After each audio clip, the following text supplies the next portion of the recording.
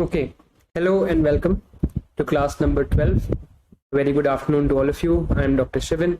Today we're going to discuss and finish defense technology. Thank you all for your wishes. I am much better now. Hello and welcome to class number 12. Yeah, I'm much better now. And just I think one more day for me to complete my course of antibiotics to not develop any antimicrobial resistance. And from Friday, I'll be back in the studio, back to the setting that you and I both like better. So firstly, if you can see and hear me, please write yes in the discussions and then we'll get started.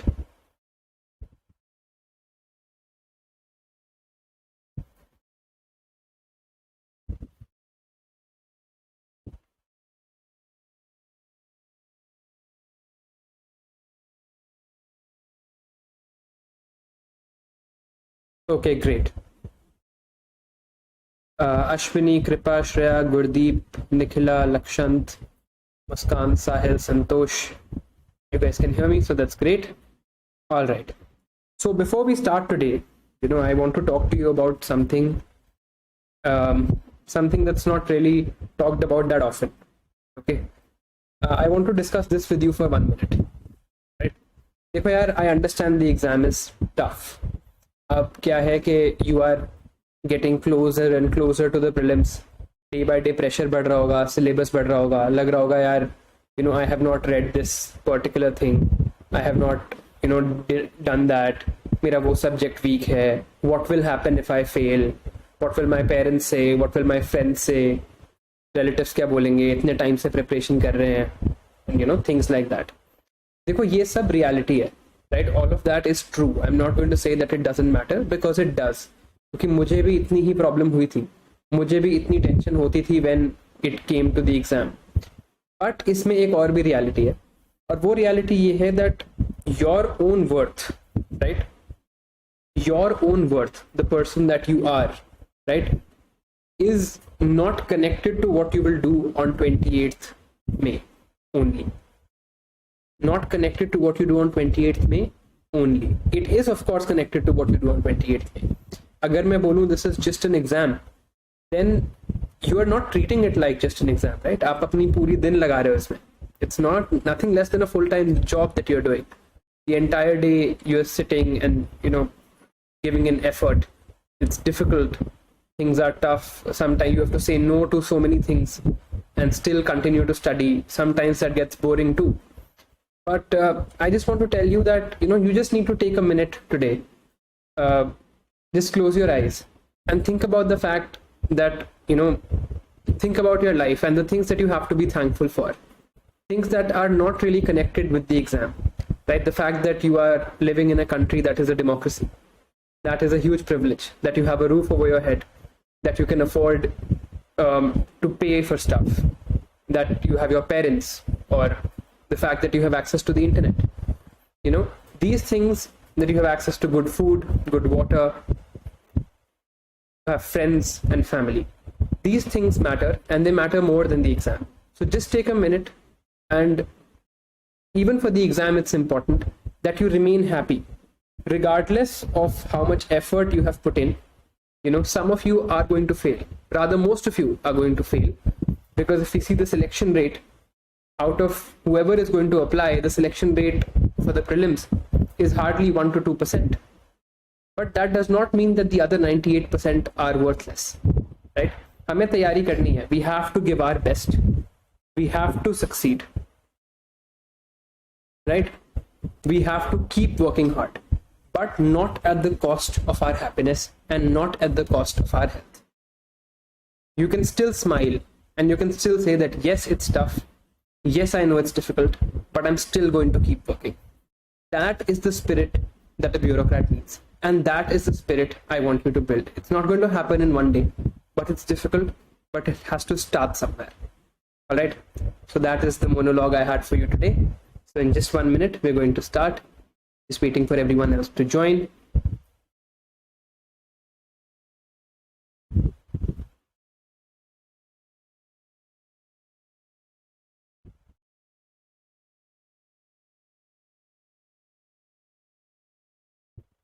Is there a lot of noise? Okay, just hold on.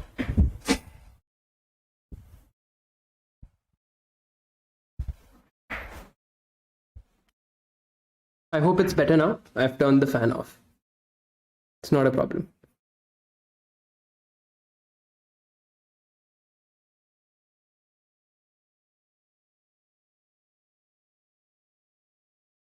Yeah, hope the noise is better now.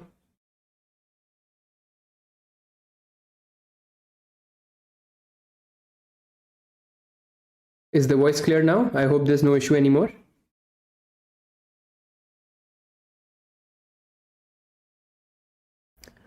Okay, now one more thing.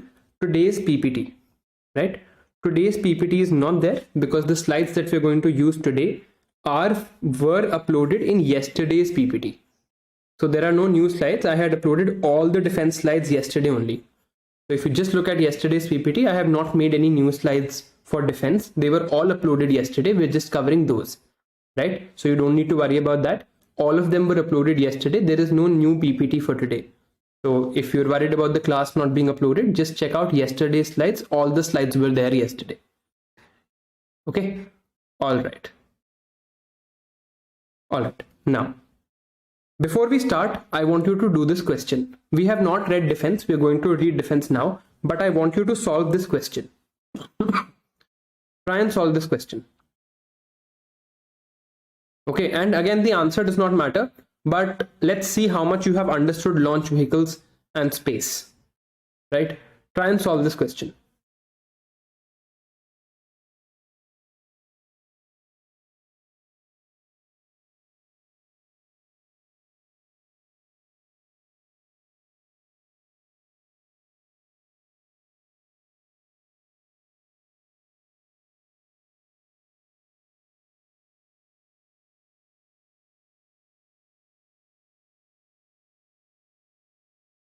Okay, some people are saying A, some people are saying C. Okay, it doesn't matter what you say. Both these answers are acceptable to me. I only wanted you to eliminate this statement for now, right? And why do I want you to eliminate this statement for now? Because देखो, हमने क्या कहा था that the first stage of any rocket or first stage of any launch vehicle is what? It is a solid stage. Right, the first stage is generally solid. So when the first stage is solid, right, then it cannot only be fueled by liquid propellant. And why was the first stage solid? Because solid was able to generate enough energy for the initial phase, right? So the first stage is always solid in any rocket or in any missile. Now missile is nothing but a launch vehicle for a bomb. Okay, so second statement is wrong. एक और चीज मैंने आपको कल समझाई थी that when there is data like this, right, when there is data like this, you need to be generally wary of that data unless you are absolutely sure, right? Unless you are absolutely sure this data is generally wrong. But here I have not taught you this. हम Agni 4 आज पढ़ेंगे, so that's not a problem. Right, so anyway, this statement is wrong. This statement is also wrong. The answer here is A, but the second statement needed to be eliminated. Right, all right. Now let's start with missiles. Right, so missiles क्या होती हैं? This starting with defense, we're going to read missiles, we're going to read submarines, we're going to read about India's ships and India's aircrafts. Defense में मैं आपको एक disclaimer दे देता हूँ that in the past 10 years they have asked only 4 questions. Okay. And almost all of the questions have been fairly, except for the one that we've just done, right? एक तो यही था, ये भी एक previous year question है. All the other questions have been fairly based on remembering stuff. Like you just needed to remember stuff. Nothing else was being asked, right? Other than this. So अब क्या है कि of course it is a difficult thing to remember all of the stuff that is there. So what we'll do is I will explain all the concepts to you, why India is making a particular missile, what is the logic behind it, etc. But you do not spend a lot of time there, because अगर किसी चीज पे 10 साल में 4 ही question आए हैं, right, and most of them have been, उसमें से भी just one was conceptual, it does not make a lot of sense to spend a lot of time doing that. Okay, all right. So let's start with missiles. Missile क्या होता है? देखो, it is a airborne, means it goes in the air. Ranged meaning it has a specific range. Weapon system capable of self-propelled flight. Self-propelled flight means कि missile के अंदर ही, if I hope all of you know what a missile is. Missile के अंदर ही there is a propelling system, right? There is a propelling system inside the missile, जैसे launch vehicle में था, right? And what does it use? A jet engine or a rocket motor. This we know what a jet engine is. Something like that it has. Now it has 5 components. There is a targeting component. Targeting is like, let's say I am launching a missile from an aircraft, from a jet. तो jet पे जो मैं use करूंगा उसे कहेंगे targeting system, right? जिसमें मैं decide करूंगा, okay, I want the missile to go here. Then there is a guidance system. This I will explain in detail once we do India's missiles. आज की एक slide में I'll explain. There are 5 types of guidance systems. मैं सारे समझाऊंगा आपको, right? Then there is a flight system. Flight system means, again, flight system and engine, they're not very different. They are the thing that lets the missile fly. And there is a warhead. Warhead is the bomb. Like I've told you, a launch vehicle or a rocket to space is a car for a satellite. A missile is a car for a bomb. So this is just a car or a system for a bomb to be transmitted. And what is the bomb? This warhead is the bomb. Okay, so there is targeting, guidance, flight, engine, flight and engine not very different, and warhead. Okay, now obviously it needs a flight system, because let's say this jet releases a missile, a jet, or even from the ground, if a missile is released, it will travel like this in the air and go somewhere. So it needs a flight system and a guided missile. Guidance systems we'll do in detail. Guided missile is what? That if it is going like this, if it is traveling like this, it has this target, and then the target shifts. It has a moving target. Let's say its target was to hit an aeroplane. The aeroplane goes from this place to this place. So the guided missile going like this is able to then change its direction and go here. How it does that, we'll see. Okay, so guided missile means what? That during flight, during in the air, it can change its course. If it is going like this, it can go like this and hit the thing, right? Okay.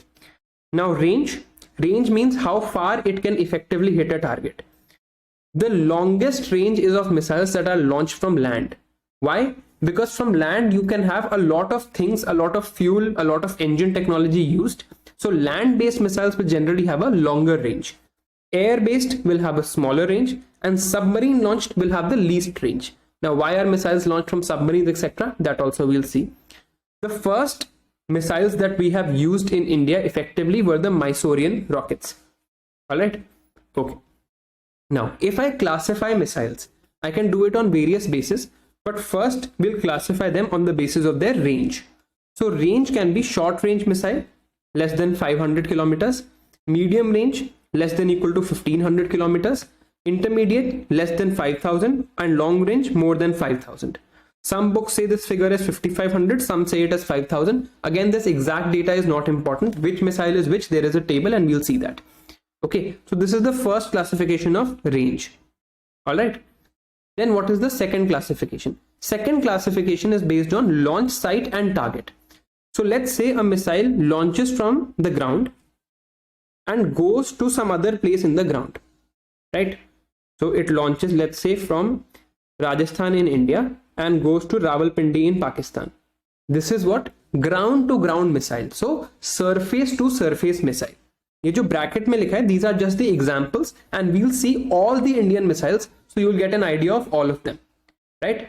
So this is surface to surface, from Rajasthan to Rawalpindi, from ground to ground. Second is surface to air. Let's say it is launched from the surface and it goes and hits an aircraft. That would be surface to air missile. Third type of missile would be that an aircraft launches a missile and goes to the surface. That would be air to surface, sorry. This would be air to surface. Fourth could be air to air, right? It could start from one place and go to the other aircraft. So it could be air to air. So this is how you classify a missile. Not everything is written here because there is a table at the end for missiles that has all the missiles needed. But I'm just telling you how the classification is done on the basis of launch site and target. So first we write if it says surface to surface, the first thing is where you are launching it from. The second thing is where you are what the target is. So surface to surface, surface to air, air to air, air to surface. Okay. Now, third classification is on the basis of speed. Speed we have already read. So there is subsonic, means less than 1 Mach. You know what this means, right? Iska example is Nirbhaya missile. We'll see all of that. Then there is supersonic missile. Supersonic means greater than 1 Mach and up to 5 Mach. This example is BrahMos. And hypersonic missile, Shaurya. Right, we'll see that also. We'll see India's missiles. Right now we're just seeing the classification. So if it is greater than 5 Mach, it will be hypersonic.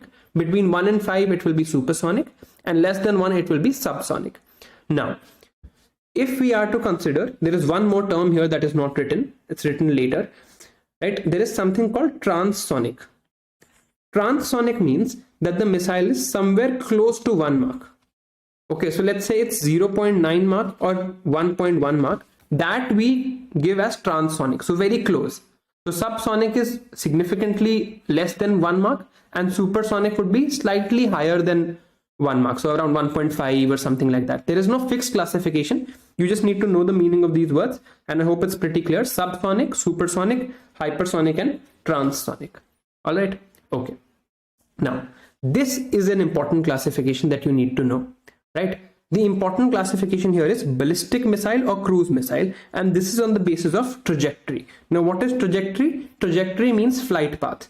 So let's say that a missile, if it launches from this place to this place like this is one trajectory. If it goes like this is the second trajectory, right? So based on their trajectory, you can also classify missiles into ballistic and cruise. Okay. All right. Now, let's see the difference between ballistic and cruise missiles. We'll study this in detail because this is conceptual और ये important भी है कि आप ये चीज समझो.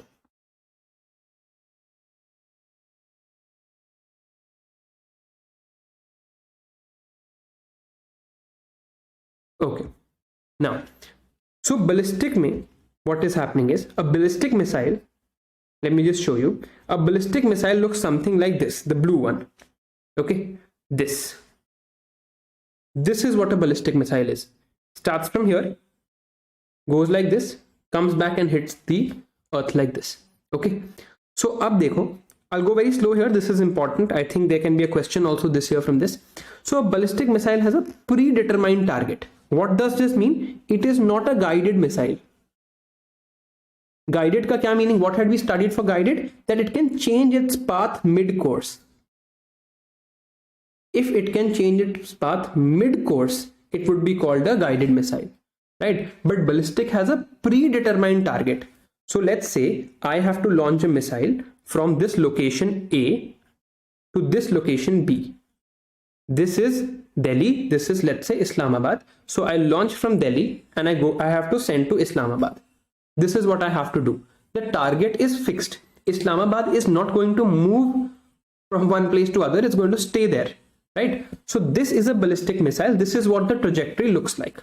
Now, most of the flight is unpowered and unguided. Why am I saying that? Because in a ballistic missile, what happens is that I will use a rocket or I will use a launch vehicle or a launch system or a missile, let's say fuel and engine to get it to this point. After this point, I will just stop the engine. What will happen? There is a force here downward, and we will now understand it only as a force. This is the force downward of gravity. So, and this missile will fall down because of that gravity. So I only need to make it reach to this particular point. After this point, it will go with gravity. Right? After this point, it is going with gravity. Now, आपको बताया था, in case of Earth scenarios, please understand gravity as a force, right? And please don't think that if it goes here, if I put it here, it's not going to fall down directly like this. It is going to come down like this because there is going to be a force component in this direction also, right? You can see that when you throw a ball from a moving car, right? It will not come down to where you are. It will come down to where the car goes. What I'm saying is that let's say you're in a moving car and you throw a ball up. the ball will come back to where the car moves. It will come back like this. It will not just fall down here, because there is a component, it has some speed in this direction also. Okay, so this is the trajectory followed by a ballistic missile. You start with a rocket, you go to this point it has some speed in this direction, and then gravity has this force pulling it down. So as a result of these two, it comes down like this on the target. So most of the flight here after this point was not powered. There was no rocket here, and there is no guidance. I cannot say at this point that, okay, don't hit Islamabad, hit Karachi. I can't say that, right? Here it is now fixed. It is going to Islamabad. Actually, at any point, I cannot change its path. Once I have released it, it will go where I have told it to go. This is what? This is a ballistic missile. Okay, so let's read. Ballistic missile, most of the flight is unpowered and unguided. After the initial power given by the rocket, there is a predetermined target. It is not guided. It is not powered except for the initial thing. And it is a long range missile, right? It is a long range missile. It goes outside the atmosphere, right? It goes outside the atmosphere, then comes back in. Let's see the picture. Look at this. This is your 100-kilometer Kármán line, where you would say this space starts. This we have read. So this is how the ballistic missile goes. It goes up and then it comes down, right? I only have to make it reach, let's say, to this point. After that, it will go on its own, right? So this is a ballistic missile, goes outside the atmosphere, unguided, unpowered for most of it, long range, right? It can be called to be suborbital because it reaches the atmosphere but falls down. We have read suborbital space flight. If it was orbital, it will start orbiting the earth, right? वैसी भी missile होती है, that also we'll study. But it is suborbital because it goes up to space and then falls down. This is what we were doing in suborbital space tourism too. Got it? All right. Now there is a tactical ballistic missile, a tactical weapon. This is very much in the news because there is a talk of a tactical nuclear weapon by Russia. Even today it's there in the paper, right? So what is a tactical ballistic missile? We'll see this later also. But tactical missile is if you use a long range weapon for short range. If you use for less than 300 kilometers inside a battlefield, it is called a tactical weapon. A tactical nuclear weapon would be using a nuclear weapon in a short range battlefield, right? So this much part of understanding what a ballistic missile is, is that clear for all of you? Then we'll move to what a cruise missile is.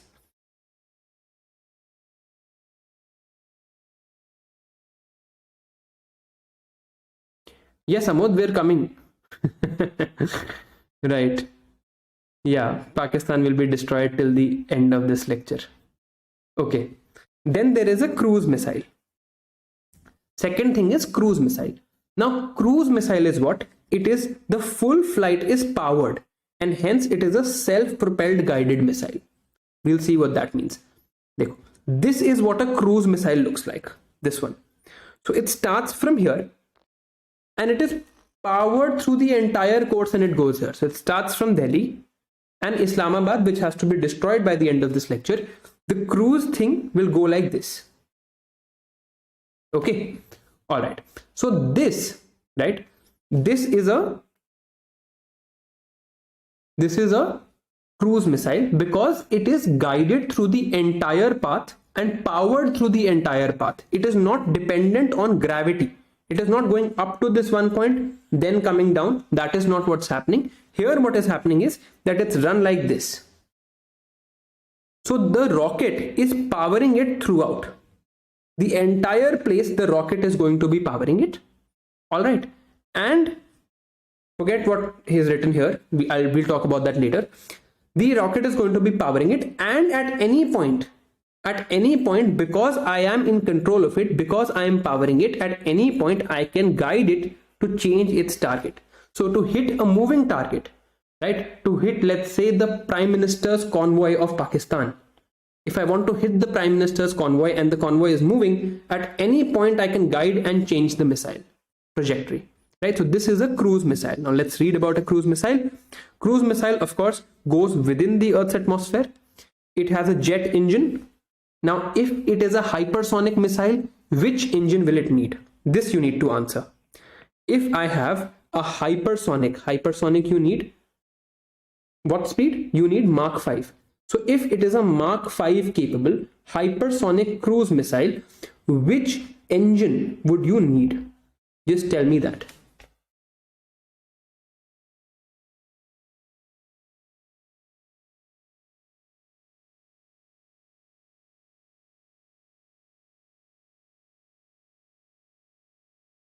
Okay, I'll explain tactical. It's written later also, don't worry.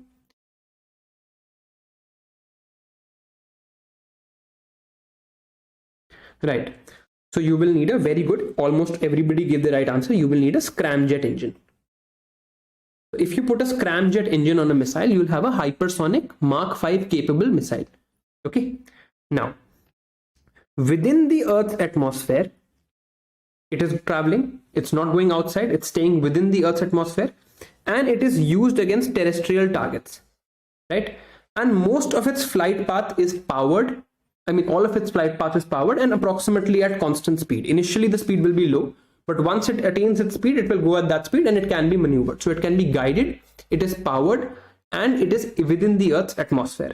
Now, these are some examples of cruise missiles. India's BrahMos, Harpoon of USA, or Exocet of France. Okay. Now, what is the difference between a cruise and a ballistic missile? So, a ballistic missile depends on gravity. Cruise missile does not depend on gravity. It has two phases, exo and endo-atmospheric. This remains endo-atmospheric. Now, what are the advantages? It has good range, okay, and it saves fuel. Why is ballistic missile here saving fuel? Why? It is saving fuel because it has to be only gotten to a certain point. The rest of the path does not require fuel. But what are the disadvantages? It can be intercepted by radar. What is radar and how can it intercept a ballistic missile? हम अभी देखते हैं radar को. But just know here that it can be intercepted by a radar, right? What are the advantages of a cruise missile? It's precise, it's high speed, it's difficult to intercept. Disadvantages, it requires continuous guidance and it requires more fuel, right? Because it is powered through the entire thing. And its range is limited to short and medium. For a very long range strike, like 8,000 kilometers, 10,000 kilometer strike, you cannot go for an engine that will power you the entire time. You will need a lot of fuel. For a lot of fuel, what will happen? The missile will become very, very heavy and very, very difficult to deliver the missile, right? So it is better for fixed targets. Ballistic missile is better for fixed targets. Cruise missile is better for moving targets, right? So I hope the differences are clear. This is ballistic versus cruise missile. Okay. Now, let's see what a radar is, and then I'll tell you why a radar can help detect a ballistic missile, but it's more difficult to detect a cruise missile. देखो, radar stands for radio detection and ranging. Okay. This is what radar stands for. Radio detection and ranging. Now, radio means what? We have already read in the electromagnetic spectrum that there are some things called radio waves. Okay, radio waves are there. So it uses radio waves. What the radar does is it uses radio waves to detect and range objects. Detect objects and see how far they are. That's ranging. So what a radar does is it releases radio waves like this. The radio waves hit the object and come back. Now then it calculates how much time did it take here and how much time did it take here. To see how much time it took from A to B and from B to A, it is able to locate the object and also talk about how far it is. So this is what a radar is. Radar stands for radio detection and ranging, using radio waves to find how far an object is. Okay. All right. Ab dekho. Let's say this is Islamabad. Okay. By the way, this is just for example so that it keeps your interest here. All right. Please don't extrapolate to anything. I hope we are always peaceful with Pakistan and there is no war between India and Pakistan ever. I don't want people to die. Right. Okay. So, I'll just say, let's say this is country B. Okay. This country B has a radar, right? this country B, what does the radar do? It sends a signal like this, and then it gets a signal back. But this radar will have certain range. Let's say the radar has this range, right? Let's say this radar has this range. In case of a ballistic missile, when it travels like this, what can happen? The radar will send signals, and at this point there will be the interpretation. So this line where the radar can interpret objects is called the radar line. Okay, this is the radar detection line. So here the detection happens here. It still has so much of the flight path to cover. So the missile still has to cover this much path. In this much time, the enemy country can detect the missile and stop it. How it can stop, we will see. Okay. Second thing is this. This is a hypersonic, or let's say whatever speed. This is a cruise missile. In a cruise missile, the detection will happen at this point. So only this much of the flight path will be left. Only this much of the flight path will be left. So very small time to stop this, right? So this is the difference. In a cruise missile, it's very difficult to stop it, right? So I hope the differences are now clear, ballistic and cruise missile. All right. Now, one more thing we have to read is stealth. Stealth means, ideally, it just in English, it means hidden. But stealth is a technology that helps you get away from radar, right? That your radar cannot detect you. That would be a stealth technology. Now, how can you do that? What is the radar doing? Dekho, radar is sending a radio wave like this, and it is getting a radio wave back. So the first thing you could do is you could take this radio wave and deflect it, not send it back to the radar. So the radar won't get any information. It would just have sent a wave, and the wave will not come back, right? If the wave does not come back, the radar will not be able to calculate anything. So the first thing, you program or you design an object in such a way that it deflects radiation. That would be stealth technology, first method. Second would be that you make it in such a way that it absorbs radiation. So you use such materials that the radio wave does not reflect back, right? It absorbs radiation or reflects it in a different direction. This would be the two ways to do stealth technology. This cannot be used right now for missiles. We've not been able to build that, but we have been able to find this for jets. Because similarly, the way radar is detecting missiles, वैसे ही radar can also detect jets, right? So jet technology we have reached the place where we have stealth aircraft where they cannot be detected by radar, or very difficult to detect by radar. Okay, all right. Now we were seeing the launch modes: surface to surface missile, surface to air, air to air, air to surface. Of course, there are sea launched also. So sea to sea, sea to surface, sea to air. So all combinations are possible. There is a torpedo. Torpedo kya hota hai, we'll see. And there is anti-tank missile. What these two are, both we'll also see. All right. Okay. Now, in ballistic missiles, there is a different classification of range, right? Tactical and theatrical, I told you I'll explain again. So I'll explain here. Okay. There is a different classification of range for ballistic missiles. What are ballistic missiles? This is a ballistic missile. है ना? ये हमने समझ लिया है. Now, firstly, there is a intercontinental ballistic missile, ICBM, intercontinental, going from one continent to the other. This we will consider it ICBM if the range is greater than 5,000 kilometers. Okay, 5,000. Some books again say 5,500. So this but just get an idea. Some say 5,500, some say 5,000. So we'll just go with 5,000 for intercontinental ballistic missile. Then there is intermediate range ballistic missile, 3,000 to 5,000, medium range 1,000 to 3,000, and short range less than 1,000. This is the classification on the basis of range. Now let me explain to you what tactical and theatrical means. Okay. Okay.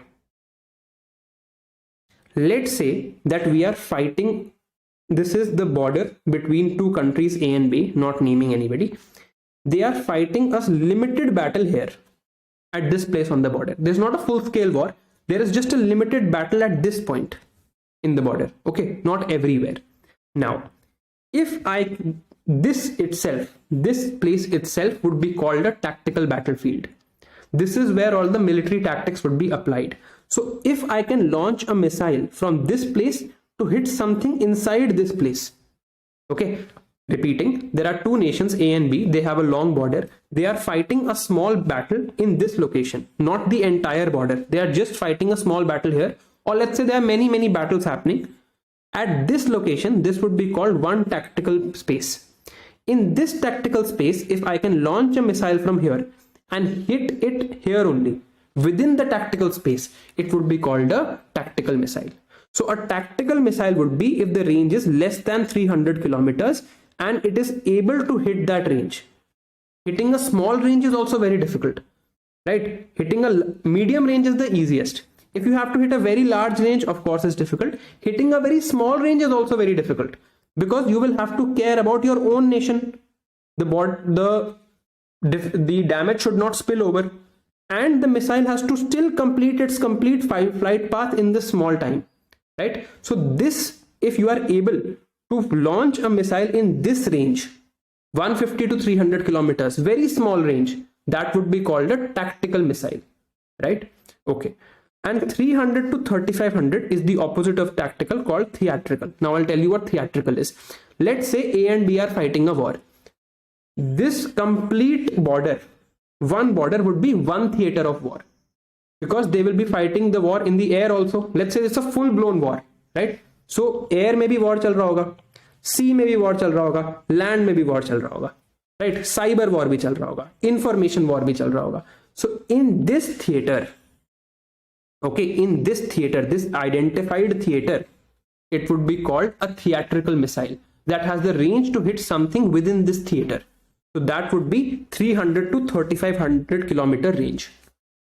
So if I have to classify missiles or ballistic missiles, these are the four classifications: intercontinental, intermediate range, medium range, and short range.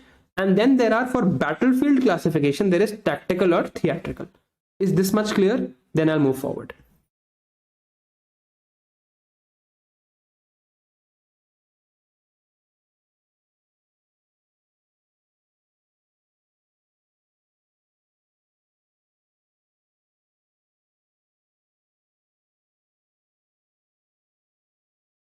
Okay. Now we have intercontinental ballistic missile. Okay. Minimum range of 5000 or 5500 kilometers, depends on which book you read. Why is it designed? Why will you design an intercontinental ballistic missile? ये चीज ध्यान से सुनना, because in the later part of the lecture we are going to read something called a nuclear triad. For this, your understanding here would be important. Okay, so please listen carefully. यहाँ उतना कुछ tough नहीं है, but there you will need this understanding. Right. So an intercontinental ballistic missile has a minimum range of 5500 kilometers or 5000 kilometers. Now, which are the countries that have ballistic missiles actively right now? These are the names: India, Russia, US, China, UK, France, Israel, North Korea. Right? Now you might think Pakistan is also a nuclear nation. Why does it not have an ICBM? They don't have this range weapon, but they have ballistic missiles. And unfortunately for us, they do not need this range to hit India because they are bordering country. Right? Okay. So these are the countries in the world that currently have intercontinental ballistic missiles that are operational. Now, if you get an most likely 99.9%, you will not get an MCQ on this. Why? Because nobody can tell if a country has an ICBM or not. These things are generally classified. That is why there are not many questions on defense, because the information is not out there for all of us to use. But still, to get an idea, these are the countries. Okay. Now, this is what I wanted to explain. New ICBMs, the modern designs, they have something called a multiple independently targetable re-entry vehicle. Right? It's called an MIRV. I'll just show you what they are. Multiple independently targetable re-entry vehicles. What are they? They are exo-atmospheric. ये तो समझ आ रहा है, because ballistic missile goes outside the atmosphere. Ballistic missile payload containing several warheads. Each one of them is capable of being aimed to hit a different target. Everyone is capable to hit a different target. What does it mean? Okay. Before I explain that, tell me this. Which are the non-NPT countries of the world? Or you know what? Just tell me the number. How many non-NPT countries are there? Let's see how much IR you know. How many non-NPT countries are there in the world?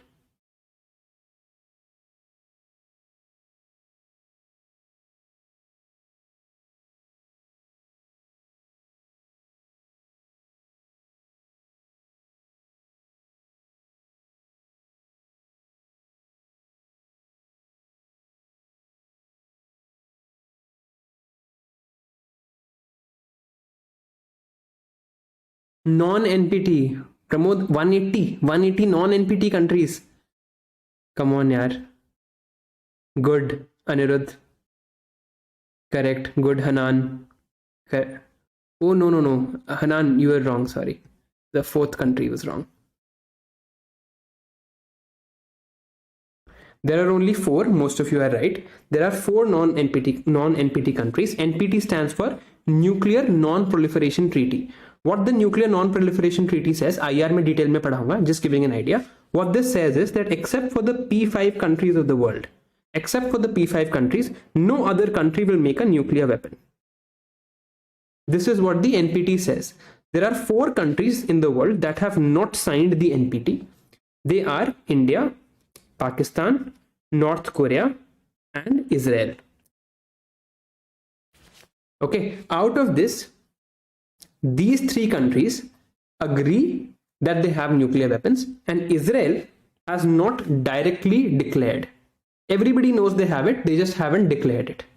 Okay, so all right, good that you knew this.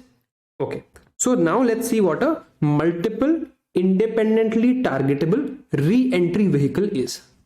When you launch a ballistic missile, you launch like this. When it is re-entering, where is it re-entering? This is the atmosphere. So it leaves like this, it goes to space, suborbital space flight, comes back. When it is re-entering, what happens is, in its re-entry phase, the missile like this will split into many smaller parts. These smaller parts would be called multiple. Because there are many parts, they would be called multiple. They are independently targetable. So you can pre-program that, okay, this part 1 will go and hit city 1, part 2 will go and hit city 2, part 3 will go and hit city 3, right? Independently targetable re-entry vehicles, because they are letting the re-entry of the missile happen, right? So they are multiple independently targetable re-entry vehicles, MIRV. They are part of intercontinental ballistic missiles. The new ICBMs, they support this technology. Okay, now let's come to hypersonic missile. Okay, so what is a hypersonic missile? A hypersonic missile, I'm sure you can know from the name now that hypersonic missile would be one that has 5 Mach speed, right? And 5 Mach would be 340 meters per second into 5. So approximately it's 1.7 kilometers per second. But some books will say 1.6 kilometers because speed of sound is not exactly 340, it's 332. Okay, so just get an idea. Itni detail mein figure is not important. 5 Mach is important, right? So why are hypersonic missiles in the news? That because DRDO has tested this hypersonic technology demonstrated vehicle, right? Okay, now why is this significant? Because China, Russia, and US, they are also going towards the development of hypersonic missiles. Why they are doing it, we'll see. Okay, Mach 5 speed or 1.6 kilometers per second. This is the least limit. Least it has to be Mach 5.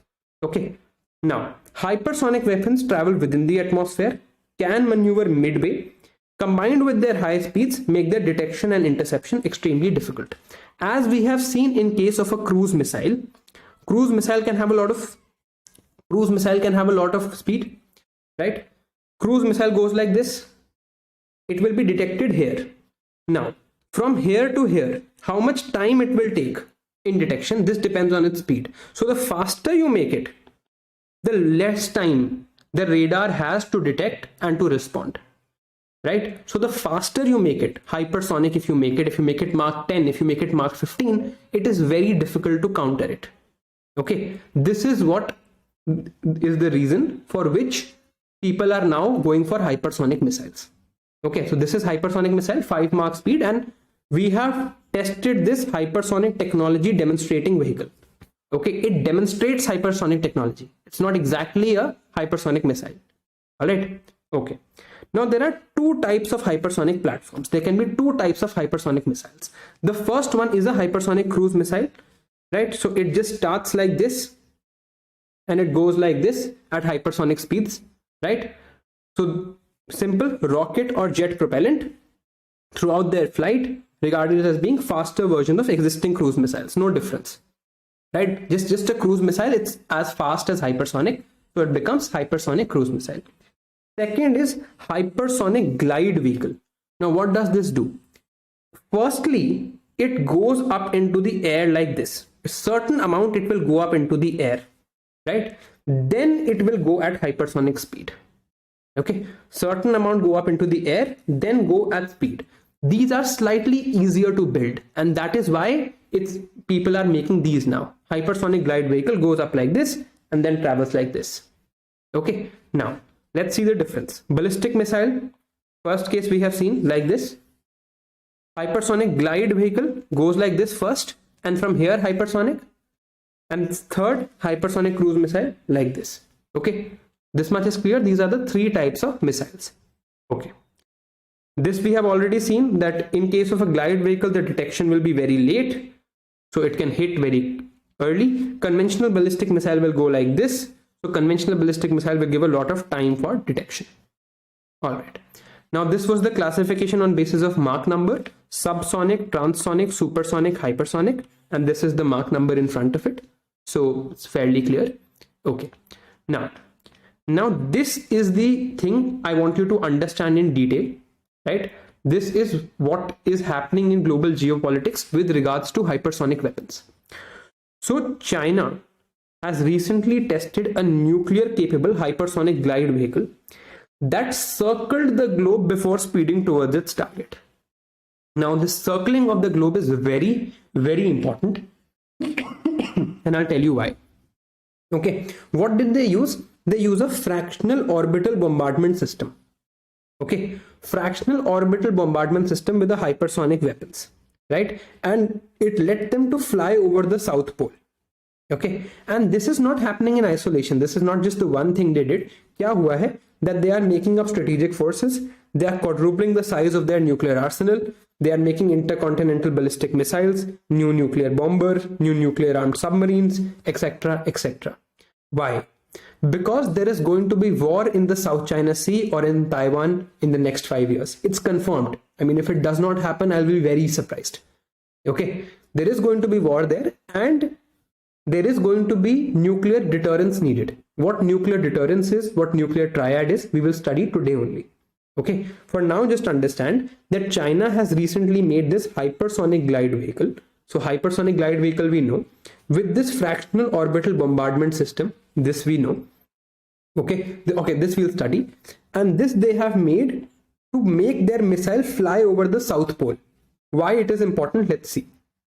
Okay, let me explain that to you. Okay, this is the Earth. Okay, this is the Earth. Here is China and here is the US. Okay, now we see, like if we see it on a map, this is how they look. But actually, if we look at it from the top, right, China is somewhere here, USA is somewhere here, right? This is the Pacific Ocean in the background and this is US. Now हम क्या देखते हैं, हम अर्थ को flat map पे देखते हैं. So we feel that if a missile has to flow from China to the US, it will go like this, right? But the shortest path actually, अगर आप 3D में globe में अर्थ को imagine करो, the shortest path is like this, because I'm sure you are able to visualize it's a sphere. So across the sphere you can go from the top of the earth and that would be the shortest path. This is in the background. इसके पीछे जो अर्थ का जो part है उसकी बात हो रही है. Since I cannot display a 3D thing here, I just want you to understand that this is the shortest path, the easiest way for a missile to go, right? Now, अब आपको क्या बताया था कि ballistic missile ही जाएगी इतनी range पे, तो these countries are not close together, there is a lot of distance. So China would ideally fire a ballistic missile like this. To defend against this, what would US need? US will need radars. And these radars would point here.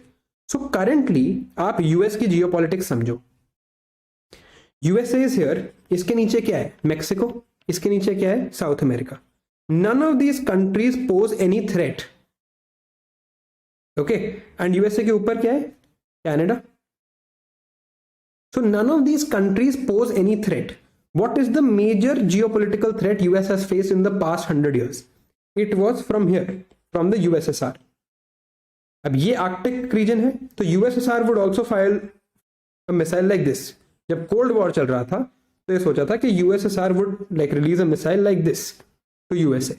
So what did USA do? It built its radars pointing towards the North Pole. That if we are going to get a missile, we are going to get it from our northern side, nothing from the southern side. There's no nuclear weapon country here. It's only going to come from USSR. So they built a very effective radar system to defend against this. Okay. Now what did the Chinese do? The Chinese found that if we send a missile like this, these radars will stop it. They will at least interpret it and stop it. How it is stopped, we'll see. Okay. So what did the Chinese do? Chinese developed a missile that would first go into orbit. It would achieve orbital flight. Then in orbit, it would release from the orbit at some point, which point is not known to the enemy. Right? तो क्या करेंगे? Missile पहले ऊपर जाएगी, अर्थ के orbit में आ जाएगी. I'll draw different earths to explain. This is the earth, this is China. Missile goes up, starts orbiting the earth like this. Now at one point the missile says, okay, now I'm going to deorbit and hit. So it deorbits over the South Pole and then goes like this. Right? Now USA is in a lot of trouble because the radar used to point here. This is a huge problem. So this is what a fractional orbital bombardment system is. You take a missile, you put it into a stable orbit, then you make it deorbit and hit the target. So now USA needs a radar in all directions because it can come from anywhere. Right? This is why the FOBS is important. It was asked also before, and this is why it is scaring the US. Right? It's written here that would pose a big challenge for the US military because its missile defense systems are focused on the North Polar route. Why are they focused on the North Pole route? Because of their traditional engagement with USSR. Okay, I hope this much is clear.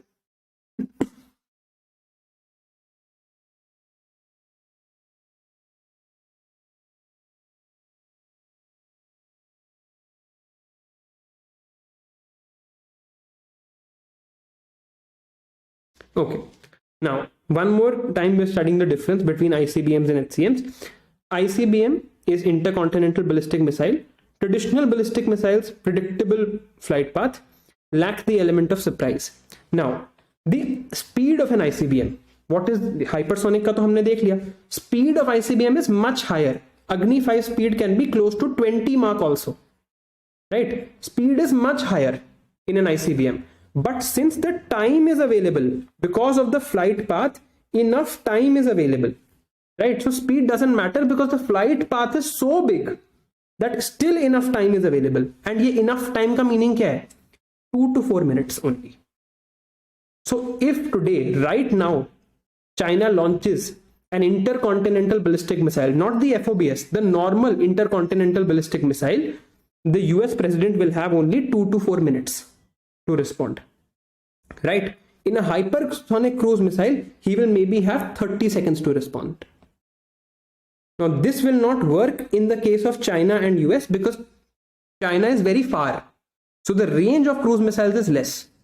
Right? But in hypersonic cruise missiles like this, you will get even less time to respond. Okay? Hypersonic is a speed category. Cruise missile is a missile type category. I hope that's clear. Okay? Hypersonic glide vehicles do not rise above this level. So only 100 kilometers in the air. 110 kilometers above the air. Right? This rises like this. It goes almost into suborbital region. 600 kilometers, 700 kilometers. So the radar has enough time. Okay? Alright. Now, how do you defend against an incoming missile? That is called a missile defense system. Okay? Now, if there are intercontinental ballistic missiles or other ballistic missiles, you can defend against them. How? We'll see. But which countries have this? US has it, Russia has it, India, France, Israel, Italy, UK, China, Iran. Okay, this is important. It's fairly easy. Of course, US, Russia have it. Of course, India has it. Of course, China has it. India is very advanced in as far as missile technology is concerned, especially thanks to Dr. Kalam. Okay. Now, France is Italy and UK. France, Italy and UK, they have built it together. They have built their system together. So this is how you can remember. And this Israel and Iran, these are the two countries that have been fighting in the Middle East since the past 50 years. Okay so आपको अगर ये countries याद करनी है, US Russia याद करना मुश्किल नहीं है, चाइना याद करना मुश्किल नहीं है, इंडिया याद करना मुश्किल नहीं है, बिकॉज इंडिया का सिस्टम तो हम अभी देखेंगे. What is left? France, UK and Italy have built it together. Israel and Iran they have it because of each other. Because Israel has it, Iran has it. Because Iran has it, Israel has it. Because they are competitors. Okay, all right. Now you have to tell me, this is question A, this is question B. Which missile will it be easier to defend against? A, ballistic or cruise. B, supersonic, subsonic or hypersonic. Just write that, then we'll move forward. Fairly easy, I know I've explained it many times, but फिर भी.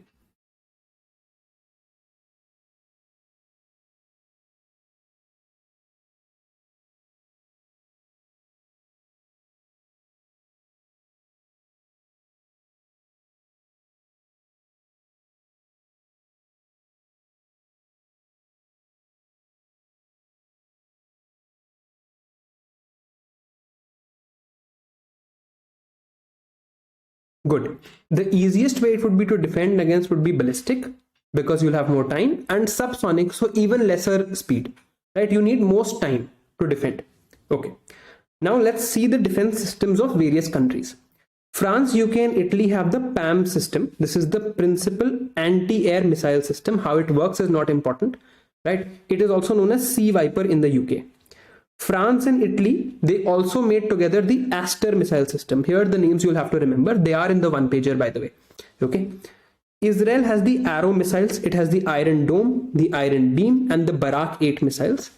Okay. USA has the Terminal High Altitude Aerial Defense. China has the KT and HQ series of missiles. Russia has the A135, A35, S400 and S300. S400 China has bought. India has also bought. Okay, so these are the names of those missile defense systems. Now, let me check some other IR from you, because this topic is very connected from IR. This is Israel. Okay, just a second. I'll draw it exactly. So let's say this is Israel. All right. Now, there is a country here called Syria. There is a country here called Jordan. Here called Lebanon. Here there is a country called Egypt. Right? Now, Israel has fought wars with all of these countries at some point. There is an organization called Hamas. There is an organization called Hezbollah. And there is an organization called the Palestinian Liberation Organization. Right? These organizations around Israel are fighting to get Israel out of its, to eradicate Israel from the world. Actually, that is their objective. It's never going to happen, right? So Israel has some occupied territories. This here is called the West Bank. This is called the Golan Heights, and this is called the Gaza Strip. So in the Gaza Strip, in the West Bank and in the Golan Heights, Israel has occupied territory of what was supposed to be Palestine. So these organizations, Hamas, Hezbollah, and sometimes the Palestinian Liberation Organization, they launch rockets towards Israel, because rockets they get, and who supports Hamas? Iran. Okay, जब IR पढ़ेंगे detail में देखेंगे what is happening here, right? So they get a lot of rockets fired towards them, and it happens every day. If you just Google Israel rocket news, you will hear every day Hamas has fired some or the other rocket. Okay, so that is why they made this one of the most advanced defense systems in the world to guide against rockets, right? So this is the Iron Dome that Israel has. It's likely that it's asked this year because Israel is a lot in the news this time. That's why I'm focusing here. So ye please yaad rakhna, the Arrow missiles, Iron Dome, Iron Beam and the Barak 8 missiles to guard against Israel. Baki jab IR padhenge then we'll see. Okay, so how does a ballistic missile defense system work? Yahan pe launch hua, right? At this place the radar interprets it. Okay, now the radar station has seen it. The radar lays the information to the command and control system, and what do? You launch your own missile against the incoming missile. it is almost like trying to hit a bullet with another bullet in space. Okay, this is what an anti-ballistic missile system does. But since radar is tracking it and this missile is guided, you can get it to an exact location. So you get it and you fight it in the air. If you want to see something really beautiful, go to, it's not beautiful actually, it's war technically, go to YouTube and just write Iron Dome video.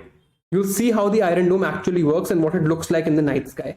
It's so effective that Israeli citizens, they go on their the roofs of their houses and they drink beers when they see rockets of Hamas being destroyed in the air, because not even a single rocket lands in Israel. It is that effective, right? They're that good at it because they have a radar station that will first see the missile, then the missile launcher will go and it hits the incoming missile with another missile. Where does it hit? It hits, mostly they try that it happens exo-atmospheric. So if you do it at outside the atmosphere, it does not even lead to pollution. It might lead to the creation of space debris, right? But it will not lead to pollution. If you do it inside the atmosphere, then there is a risk. If you do it close, then some fragments will fall on the ground. Some pollution will be generated. But exo-atmosphere, whatever gases are generated beyond a certain level is not a problem for us. Okay, so this is how a missile defense system works. Again, I've shown you here. Enemy missile is launched. First, the radar tracks it. Then it lays the information. And then in the air, you send another missile and you hit it here. Right? You try and do it exo-atmospheric. That's best. But it can be done endo-atmospheric in case of emergencies. All right, if in case you missed the first time. All right. Now, what is India's ballistic missile defense system? Right? India's ballistic missile defense system is composing of two parts, PAD and AAD. Okay, why have we made it? We have made it because unfortunately in the world, we live in one of the most unstable locations or geographies in the world. We have one nation to our west called Pakistan that does not have a functioning economy, that does not have a functioning education system, whose women are oppressed, but unfortunately they have a nuclear weapon. And we have towards our north a nation called China that is a dictatorship and it has more nuclear weapons than we do. Right? So we have two nuclear weapon countries on our border and both of them are technically hostile to us. They are not our friends, allies, in bonhomie with us. Right? So this anti-ballistic missile system for India becomes a necessity. This is a geopolitical necessity. So what does our system do? We can intercept an incoming ballistic missile launched from 5,000 kilometers, right? There is PAD or Pradyuman Air Defense or AAD Advanced Air Defense, right? Pradyuman is the one we would like to use because it's exo-atmospheric. Ashwin or Advanced Air Defense, AAD, both words are used. That is endo-atmospheric. Let's see both of them in detail. PAD is either Prithvi Air Defense or Pradyuman Air Defense. Both words are used. All right. It is anti-ballistic missile intercepting incoming ballistic missile outside the atmosphere at 80 kilometers altitude. 80 kilometers is minimum. Above that also it can do. It is based on this missile called Prithvi. Prithvi is a tactical surface-to-surface short-range ballistic missile. Of course, if it is a tactical missile, it has to be short-range. What we are doing is, it is a ballistic missile like this, but we are firing it here to stop an incoming ballistic missile. We have reprogrammed Prithvi to work as an air defense missile. Okay. It is a two-stage missile. First stage is solid. Second stage is liquid. Of course, the first stage has to be solid. Okay. Now it is guided. How it is guided? There is an okay. This word, please change. Okay. Please make this correction. It is not internal navigation. Some typo is there. It is inertial navigation. What is inertial navigation? I'll teach you. Okay. It is inertial navigation. Please change this word. Inertial navigation system and active radar homing. Both things I'll teach you. Okay. So it starts with inertial navigation and in the final phase, it has terminal phase. It has active radar homing. It is fast enough to hit medium range ballistic missiles and intermediate range ballistic missiles. Okay, this is clear. This is PAD, Pradyuman or Prithvi Air Defense, 80 kilometers altitude, exo-atmospheric Prithvi missile, repurposed, remanufactured for this purpose, inertial navigation and active radar homing. What these are, I'll tell you. Second is advanced air defense or Ayushman air defense. This is anti-ballistic missile, intercept incoming ballistic missiles in endo-atmospheric. Let's say the PAD fails. Then you need the second line of defense, which is AAD. Now, AAD is only single stage solid fueled because it does not have to travel that much. It only has to travel about 40-50 kilometers. So only one stage is enough. So here we have solid fueled. Guidance is similar. The only difference is that the RFID seeker, right? What is RFID seeker? This also I'll tell you. But the RFID seeker made here is indigenously developed. We have developed it on our own. Here, it is not indigenously developed. Where is the RFID seeker in its guidance? ये हम अभी देखते हैं. Okay. Just remember inertial navigation and active radar homing. Okay. All right. The other missile defense system that we have not made ourselves, but we've got from Russia is the S-400. Okay. Now, before this, we had the S-300V. Okay. And now we have the S-400. According to the Stockholm International Peace Research Institute, its name is Peace Research Institute. It only does research on war.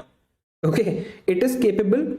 It is one of the most advanced air defense systems in the world. Okay, why is it the most advanced system? I'll tell you. So it can target unmanned aerial vehicle. It can target ballistic missile. It can target cruise missile. It can target enemy aircraft. It can target airborne warning and early control systems. What these are, I'll tell you. Right? It can target anything in the air. That is why it's very, very advanced. It can even be repurposed to hit ground targets. This also is written in the slides. I think this before this it's written that it can be repurposed to hit a ground target also.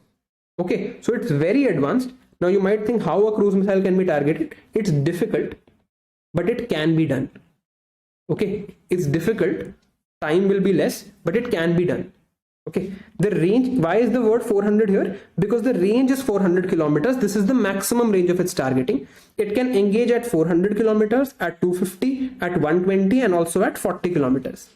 Right? And it can engage 80 targets at one time, and response time is only 9 to 10 seconds.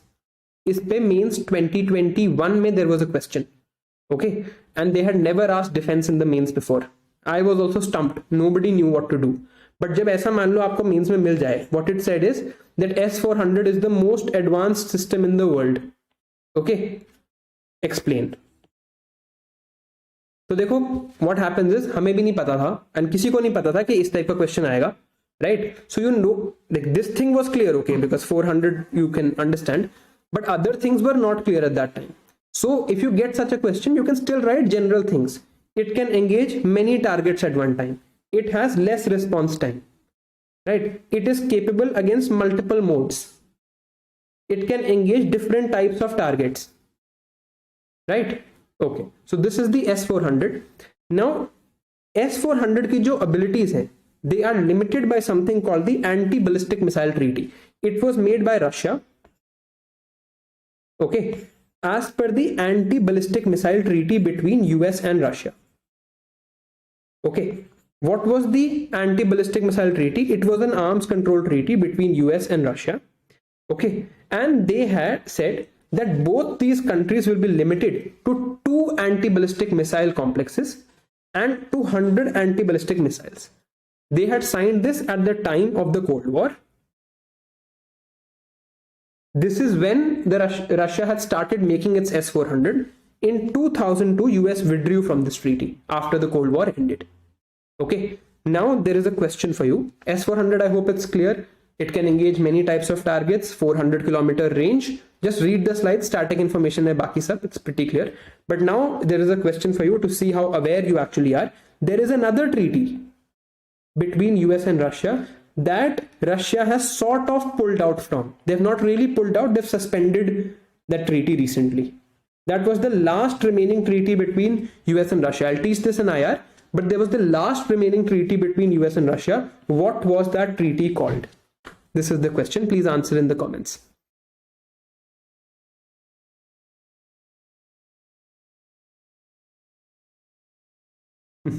Yes, Tina, सिर्फ name में ही. Both, Danish.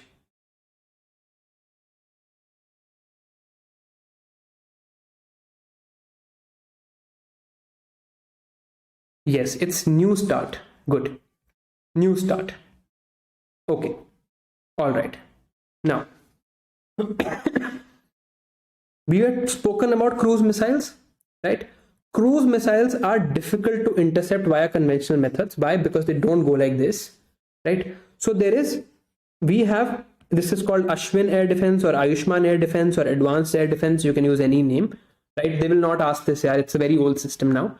It can intercept cruise missiles below a certain speed because it can interpret at 40 kilometers. This is the place where cruise missiles generally are.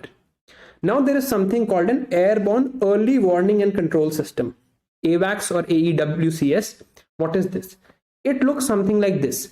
It is an aircraft that has this system on top, right? It has a radar or a AWACS or basically a device to look at the ground and to scan the ground.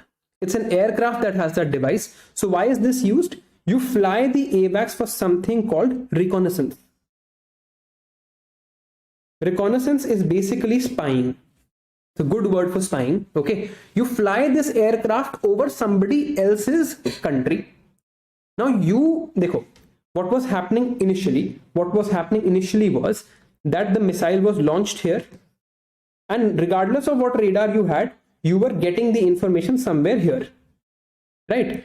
But what you do with the AWACS is you fly the AWACS here above somebody else's country, right? If it was a cruise missile, you were getting the information here, right? So anyway, you will not get it till this point.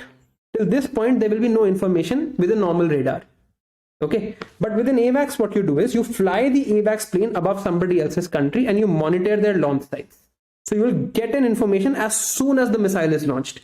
And it's only a game of time, right? You have more time, you can stop the missile. You have less time, you won't be able to stop the missile. Okay, now this is an AWACS, so it's basically a radar in the sky. Now the same job can be done through a satellite, but satellite is far away, so can't look that closely. And the same job can be done through a spy balloon. And this controversy, I'm sure you've heard of, right? The Chinese spy balloons over the American skies and America then shooting it down, right? The same job can be done using a spy balloon also.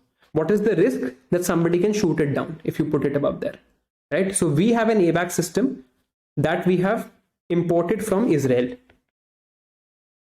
Okay, we have an AWACS we've gotten from Israel. All right, now we'll just do this list of Indian missiles and missile guidance systems. After that, I'll give you a 5-minute break. Okay. Now, ye kya hai? This is a table.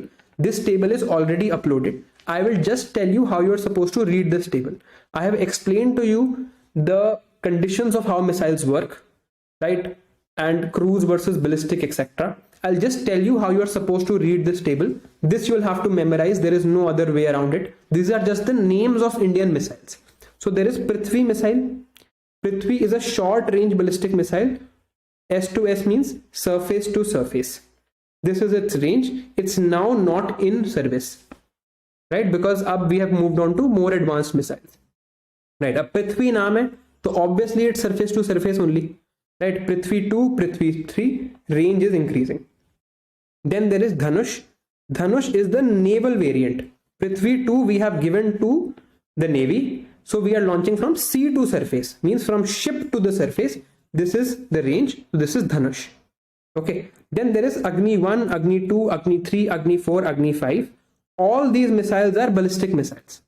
Okay. All these missiles are ballistic missiles. Agni 1 has this range. So medium range, then intermediate range, intermediate range, intermediate range. This is 5,000 is written, but the actual range, which is not declared publicly, is 8,000 kilometers. Why 8,000? Because Beijing is 8,000 kilometers away. Okay, so it's called an ICBM. Sorry, there's a typo here. It's called an ICBM. Just if there's an option, take ICBM. Okay, but the range that the Indian government says is 5,000. Now this is, I know this is confusing, but all information in defense, of course, is not completely clearly available to the civilians like us. Okay, so These are the Agni missiles. इस पे question था Agni 4 पे. Agni 4's range is 4000 and the question had said 7500 kilometer. Right? तो मैंने आपको कहा था data generally is wrong and that is why the data was wrong. The question was not on Agni 5, it was on Agni 4, which is an intermediate range ballistic missile. Here stages are also written: single stage, two stage, two stage. This is three stage, and in Agni, all the missiles are solid staged. All the stages are solid. Okay. Then there is Agni Prime. This has a maneuverable re-entry vehicle. These details are pending because it's still in testing and development. Agni Prime we'll see in detail. Then there is Trishul. Trishul is short range naval missile, which is surface to air missile. It has 9 kilometer range and now it's not in service. We have abandoned it. Then there is Akash missile. Akash is supersonic. Akash naam se clear ho raha hai. Trishul bhi naam se clear ho raha hai. Trishul you can throw like this in the air. So you can think surface to air. Okay. Then there is Akash missile. Akash missile is supersonic. You know what that means. Medium range, 30 kilometer. Now why is this medium range? Because air missiles ka the criteria of classification is different. So 30 kilometer range, surface to air missile. Why is it important? Because it has been export authorized to friendly nations. So Akash is important. Okay. Export has been authorized to friendly nations. Now there is the Nag missile. Nag is a anti-tank missile. Okay. It is indigenously made. It has three types of guidance: wire guided, infrared, and millimeter wave guidance. I'll tell you what these guidance systems are in just a minute. Okay. And there is a Helena missile. Helena stands for helicopter launched NAG. So it is a helicopter to tank missile like this. This is what a Helena is. NAG is like there is a soldier here and there is a tank. You send a missile like this. This would be NAG, right? Helena would be this, from helicopter to tank. This would be Helena. Okay. All right. Then there is Astra. Astra is air-to-air missile beyond visual range. What does beyond visual range means? That the pilot does not need to see the enemy aircraft. It is beyond the visual range. Even then he can hit. Then there is Shaurya. Shaurya is canister-based medium-ranged hypersonic missile. Okay. This is the range. Right. Again, range exact is never given to the public. Canister-based meaning is important. Okay. What is canister meaning? Canister means that missile is like this. It is in 3 parts or 4 parts. So you can transport it like this. Then you can assemble it in the battlefield. This would be a canister based missile. If you have a canisterized missile, it makes it much easier to transport. If a missile is, let's say, this big, you don't have to take the entire missile at one go. You can break it into small parts, transport it easily, then assemble it again. Right? Then there is the Prahar missile. Again, quick QR means quick reaction. Omnidirectional warhead. What this means is not important. Right? I told you Prithvi 1 was not in service, so Prahar is made to replace Prithvi 1. Then there is K4. K4 is SLBM, ship launched ballistic missile. Goes from underwater to surface. Why there are ship launched ballistic missiles? This is connected with the idea of nuclear triad, which we will see soon. Okay, this is named after Dr. Kalam. See, nuclear triad, second strike capability. आपको बताऊंगा मैं आज की class में. Then there is K-15. This is also a ship launched ballistic missile, underwater to sea surface. K-15 has less range. K-4 has very high range. Okay. All right. Then there is Barak 1. Barak 1 and Barak 8 we have taken from Israel, because जब हम missile defense भी देख रहे थे, we had taken from Israel, right? So these are of course surface to air missiles. Surface to air missiles. These are the range, right? It can be launched from ship. Mostly they are launched from ship, so ship to air, or they can be launched from land also, but mostly they are used in ship defense. Barak 1 and Barak 8. And the last missile you need to read is Nirbhay. This is a subsonic missile, nuclear capable missile. But why are we making subsonic? Because it is stealth. Very difficult to pick up on radar. It's slow, but it's stealth. So that's a good thing. Okay. So these are the Indian missiles. Just I would need you to read this table once. Now, this is the last thing we're doing before the break. This is missile guidance systems. I have not added this in the slides because you do not need to know this. But I know since all my students are very curious, I'll just explain what these are to you. But आपको ये जानने की जरूरत नहीं है, right? आपको ये याद करने की भी जरूरत नहीं है. That is why I didn't put it in the slides. और नहीं समझ आता तो कोई बात नहीं, right? So what does missile guidance mean? It means कि मिसाइल ऐसे हवा में जा रही है, हवा में जाते जाते I am able to change its course to hit a target. Okay okay. पहला है command guidance. Command guidance means कि मैंने यहां से मिसाइल लॉन्च करी. Now when the missile is in the air, the launch site is able to give certain information to this missile to change the direction. So the missile has what? The missile has a receiver where it keeps getting information from the launch site. So this is a command guidance missile. Second is semi-active. Semi-active missile means that the missile has a passive radar receiver. So what happens is, let's say this aircraft has launched a missile to reach another aircraft. Now this missile has a receiver. It will get information from the aircraft. So till this aircraft keeps pointing towards the enemy, the missile will also go and hit the enemy. इसकी problem क्या होती है? That the aircraft that has launched the missile, it will have to keep pointing towards the enemy till the missile hits. So this person might get exposed. So this is semi-active system. First was command system where you are getting information from the launch site. This is for ground things. This is from air launched missiles. Third is active. We have read the term active radar homing. Active radar homing means what? That the missile itself has a radar. Missile के अंदर एक छोटा सा radar लगा हुआ है. So what is it doing? It's sending radio waves, receiving radio waves, and on the basis of that, the missile will go and hit the target. Right? It will not take any signals from the launch site. It has a radar in itself. Then there is inertial guidance. This also we have seen. This uses GPS and gyroscope. Right? Gyroscope is an application of GPS.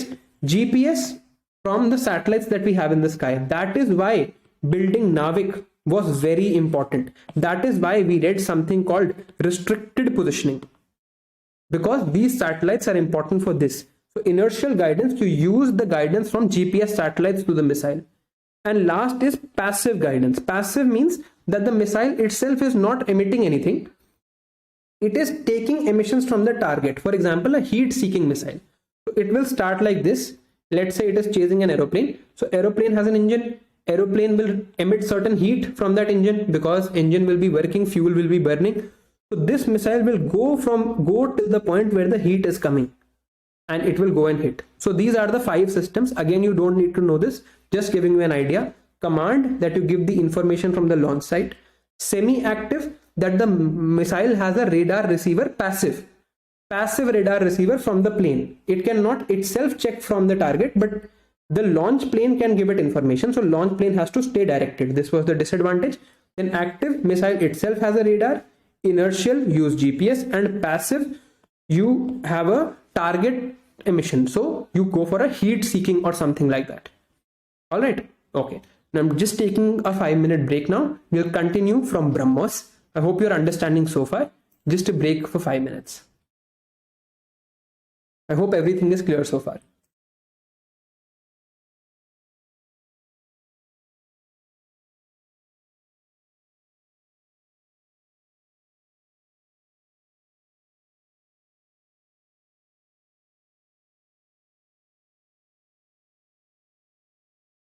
Okay, just breaking for 5 minutes.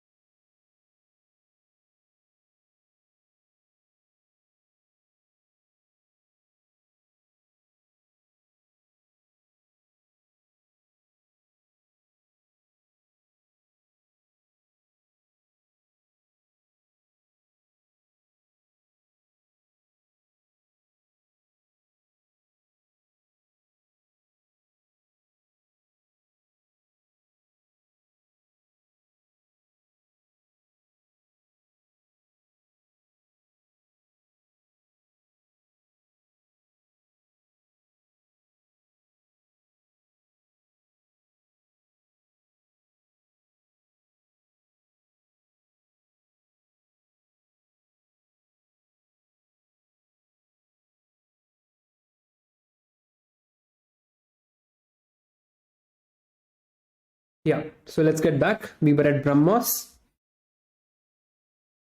I hope everybody is back from the break.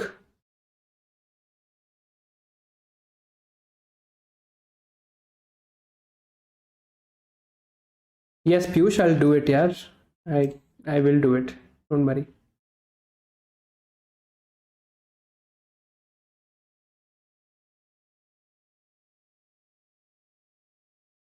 Okay.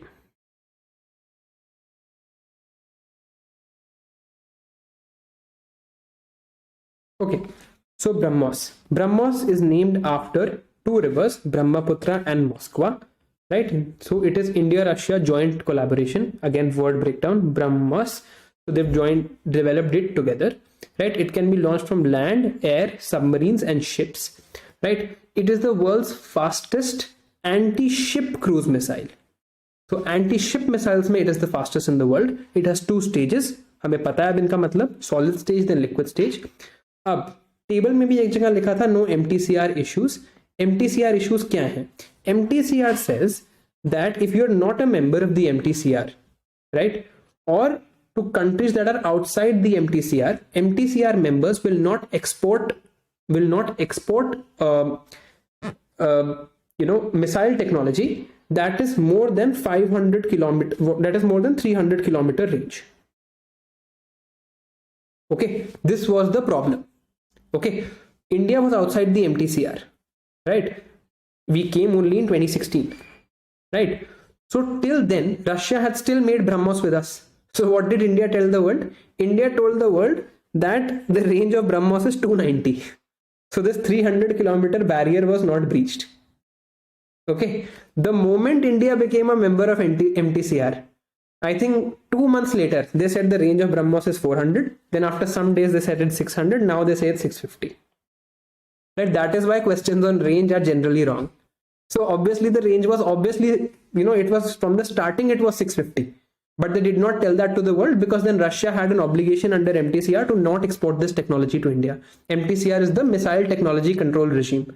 Now that we've come into the MTCR, we can very openly talk about what our missile ranges are because we are not violating any international laws. So till we were not member of MTCR, we said range is 290. Okay, as soon as we became member, we said range is 400. Now we say range is 650. So originally also, I'm just assuming, originally also that 650 is the range, but they did not declare that openly. Okay, all right, this is what a BrahMos looks like. It is universal long range supersonic cruise missile. Why universal? Can be launched from any land, sea, right? Then it is a collaboration between DRDO and Russia. Brahmaputra and Moskva is the name. It has a fire and forget principle. That means it has an active guidance system, right? You just fire and forget, it will go and seek. It can also be passive guidance system. Basically, it means it has a guidance system that you don't need to continuously feed information to. You launch it once and you forget it. Then it will go and hit the target itself.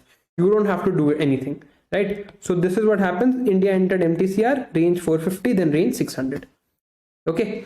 Now, what are other similar missile systems like this? The Chinese HD-1, Tomahawk, very common, used by US in the Iraq war.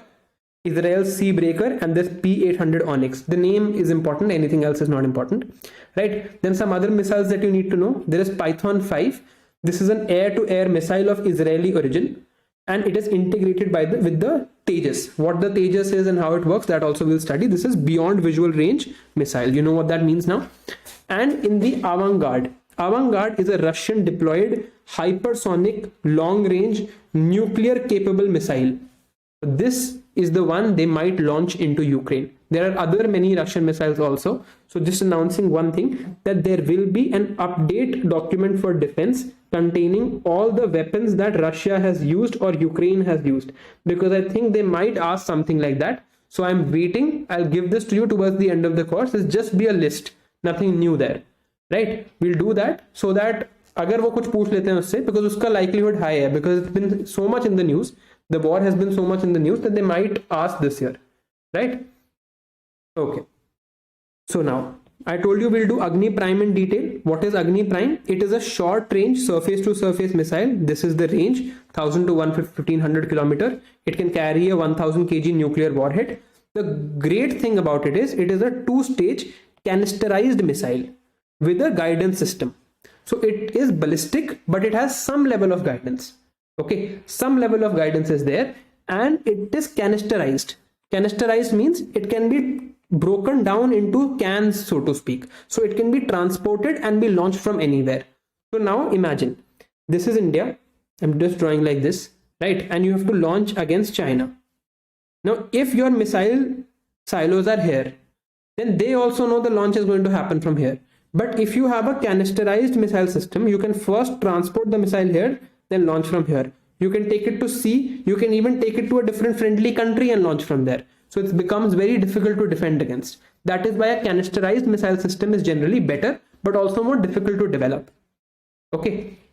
Okay. One more thing that was in the news recently is this SMART missile. So SMART is a supersonic missile assisted torpedo. For that, you'll need to understand what a torpedo is. A torpedo is something that travels within the sea. It travels like this and it hits ships, right? Or it can travel within the sea and hit a submarine, something like that. Right? That is what a torpedo is.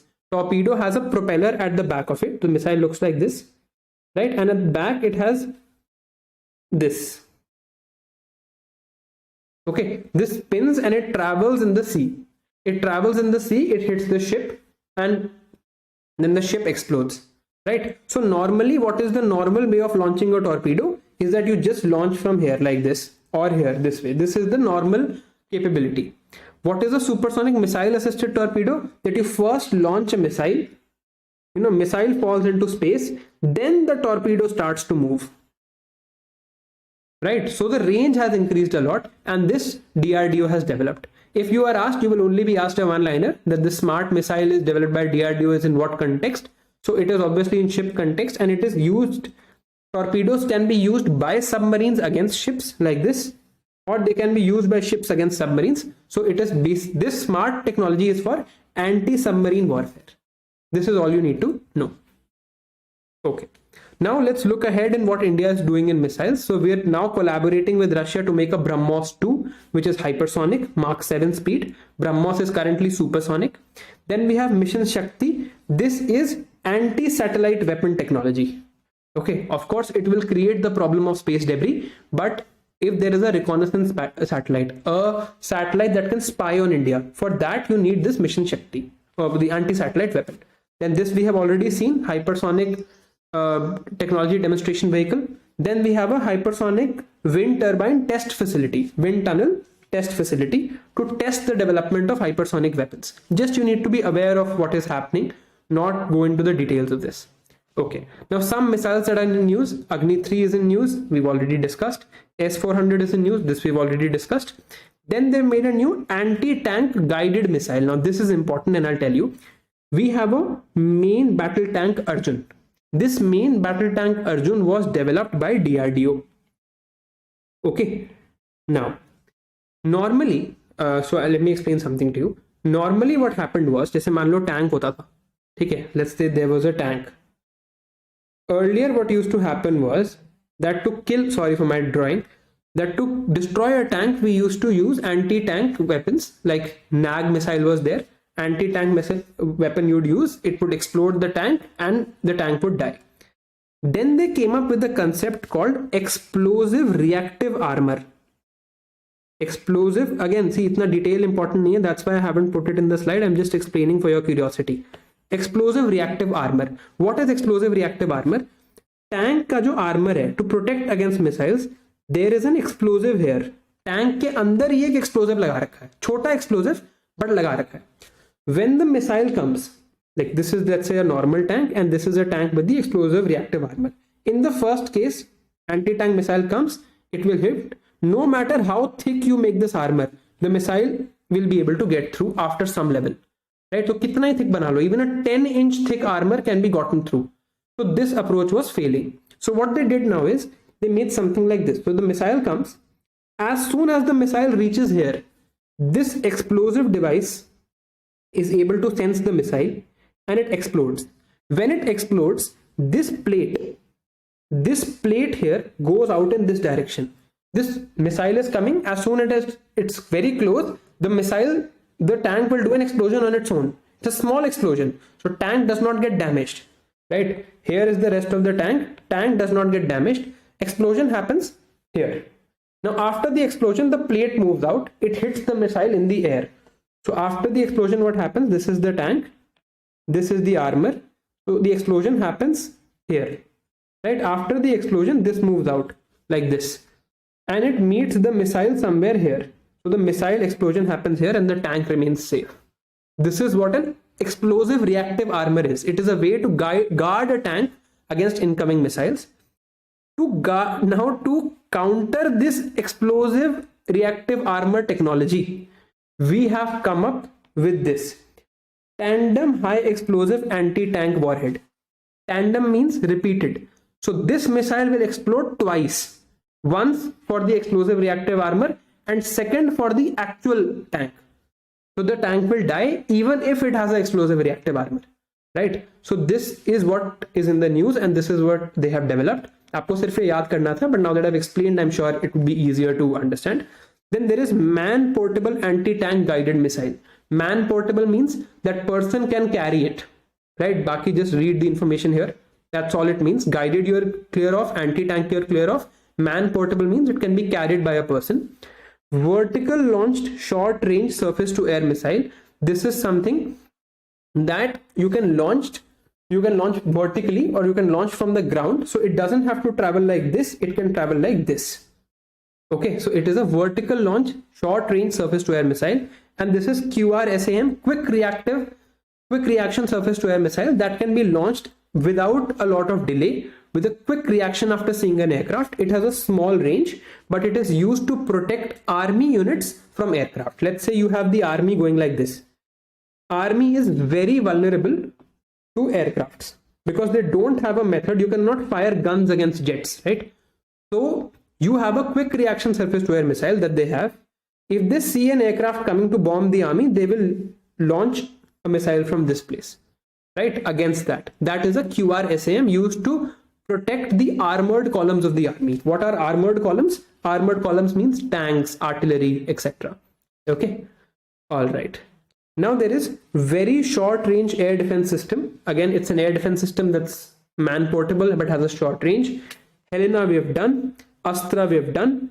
Pralay is a surface to surface missile with this range. It is indigenously developed. That is why it's in the news. Okay. All right. So that brings us to the end of missiles. Now we'll do warships. Warships is the only other thing that we have to do in detail for defense. Everything else you just need to know the names. So warships what we're going to do, we're going to understand the various types of warships, right? How they work. And we're also going to understand second strike capability, nuclear triad, mutually assured destruction, and the geopolitics around it. Okay, just a second.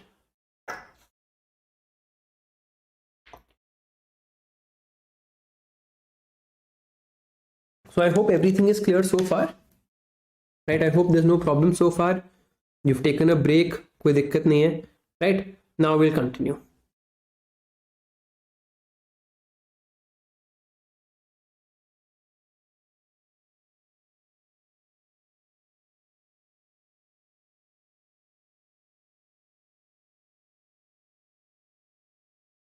Yeah, I'll go back to the studio as soon as I can. I'm really sorry for this, but I have to teach you environment also. I could have taken a 3-day break, but then, you have to find a middle path sometime. I promise I'll go back, and I'm trying to explain the concepts as much as possible. Just bear with me for one more day. All right.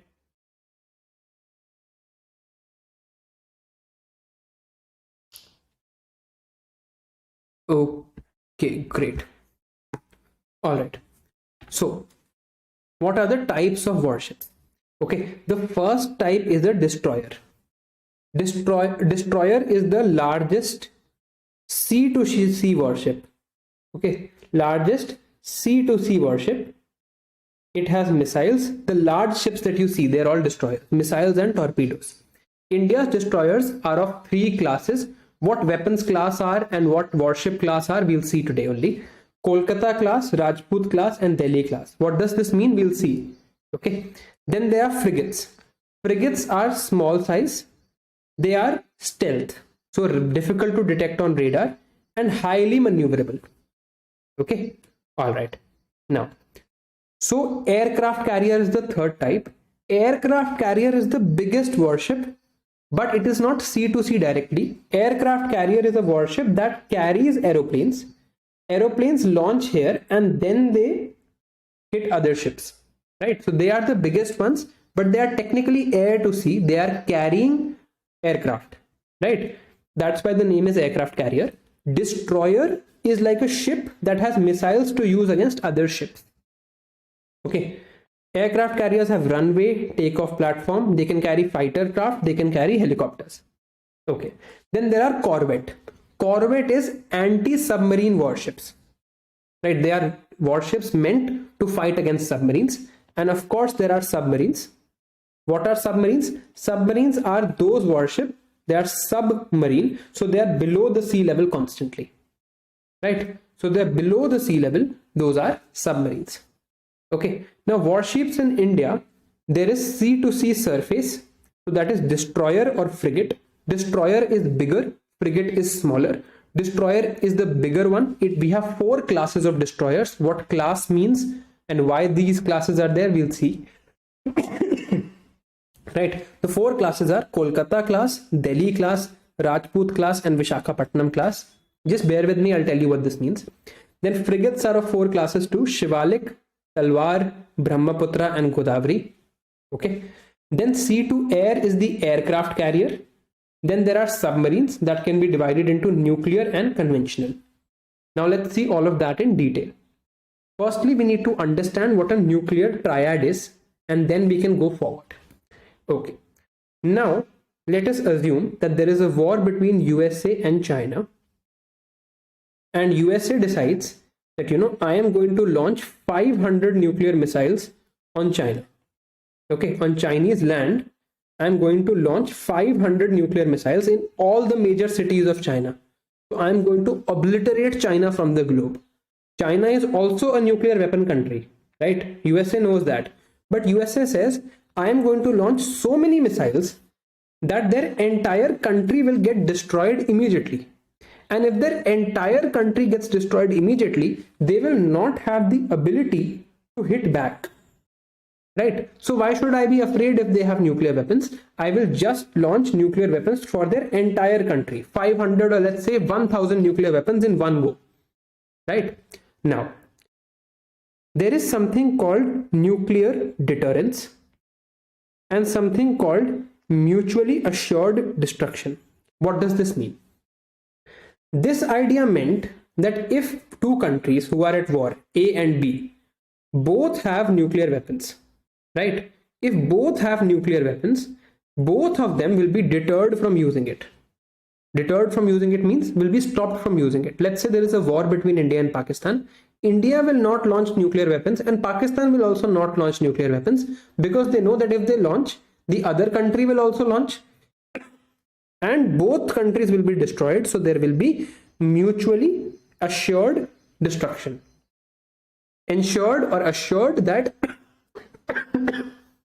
that both countries will be destroyed, right? Mutually assured destruction, right? This was the idea of nuclear deterrence. Nuclear state A, nuclear state B, both are nuclear states.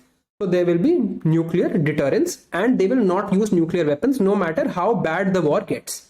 Okay. But then if one country develops so many nuclear weapons that their entire land surface of the other country can be obliterated, then how will the other country retaliate? Right? For that, we need to understand how you can send a nuclear weapon from point A to point B. First way is obviously a ballistic missile or a cruise missile or a hypersonic missile. This will be land launched. This is the first way. Second way is you can take the nuclear bomb on an aircraft and you can make the aircraft fly and then drop the nuclear bomb. This is exactly what they did in Hiroshima and Nagasaki. Fat man and little boy. Right? This is way 2. But if I have so many nuclear weapons that I destroy your entire country, neither can you use this, because this will be destroyed and all the aircrafts will also be destroyed. Who will fly the aircraft after the nuclear weapon strike? Right? So the third way is to have a submarine in the sea which can launch a nuclear weapon like this. The submarine can launch a nuclear weapon also. Okay, from under the sea to the surface. So what is the submarine doing? This is land, this is sea. The submarine is somewhere here. It launches a nuclear missile that goes from the sea and comes to surface. It will be called sea to surface. This term is there in the syllable, in the table, but now I'm explaining it. So sea to surface, from the sea to the surface. Okay, now in this case, now come back to the first scenario. USA has obliterated all of this. But if there is a Chinese submarine in the Pacific Ocean, at least one nuclear weapon will get back to USA, right? So even if they're able to fire one back, that will be enough to deter USA, because one nuclear weapon is also enough to destroy a country for many, many years, right? This is the idea of a nuclear triad: ability to launch nuclear weapons from one, land; two, from aircraft; and three, to launch it from sea. If you can also launch it from sea, and let's say this submarine is hidden, USA does not know right now where the Chinese submarine is in the world. So now if USA tries to go after China's land-based nuclear assets, Chinese nuclear submarines will retaliate. So what is this called? What is happening? After getting one nuclear strike, China was still able to retaliate. So this is what is called second strike capability. The capability to make the second nuclear strike. Everybody has the capability to make the first strike. Till your country is safe, you make any strike you want. But the second strike capability comes when you launch from here. Okay, this is the second strike capability. This comes when you have a nuclear capable submarine. And after you have a nuclear capable submarine, you have a land to land system, you have an air to land system, you have a nuclear triad. Okay, this is what it means. Nuclear triad means you can launch a nuclear attack from three places. From land, we have an Agni 5. From air, we have an aircraft bomber. From sea, we have an SSBN. What this means, I'll tell you. This ensures that we have second strike capability, and it ensures that we can do mutually assured destruction. Is this clear to you?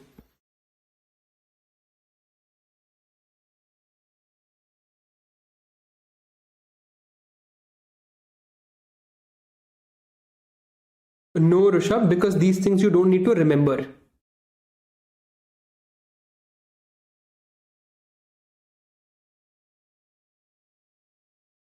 Okay, now let's read the type of submarines. Okay, all right. So there are two types of submarines. One is conventional submarine. Conventional submarine means it is diesel powered and electric run. Now isme there are two types. There are air dependent and air independent. First, now we know what the meaning of these terms are, right? There is air breathing system and air independent propulsion system. The first one in the rocket was where air was required for oxidizer, and in the second case, air independent, you don't require air for oxidizer. Now let's see how smart you are. In case of a submarine, which is better, air dependent or air independent? In case of a submarine, which is better? Should I take the oxidizer from the air or not?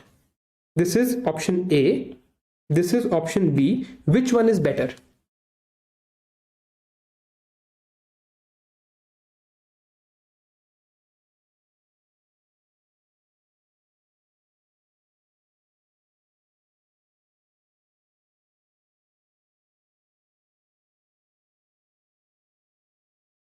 Good.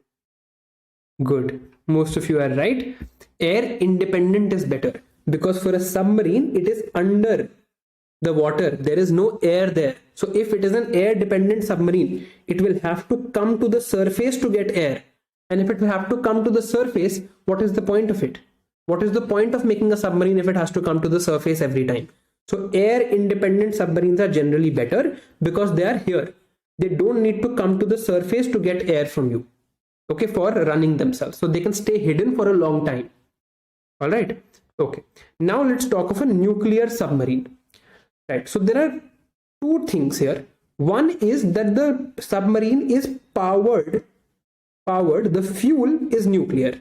Okay, right? If the fuel is nuclear, now what is the advantage of nuclear fuel? This we'll read when we do nuclear energy. But just to give you an example, 1 gram of nuclear fuel can develop or can produce enough energy or equal energy to 10,000 kg of coal. Okay, 1 gram of nuclear fuel is equivalent to 10,000 kg of fuel. That is why if a submarine is nuclear powered, right? If a submarine is nuclear powered, what you do, you just have to fuel it once. Then it can continuously stay underground, under the water. So it will always remain hidden. It will not have to come to the surface, right?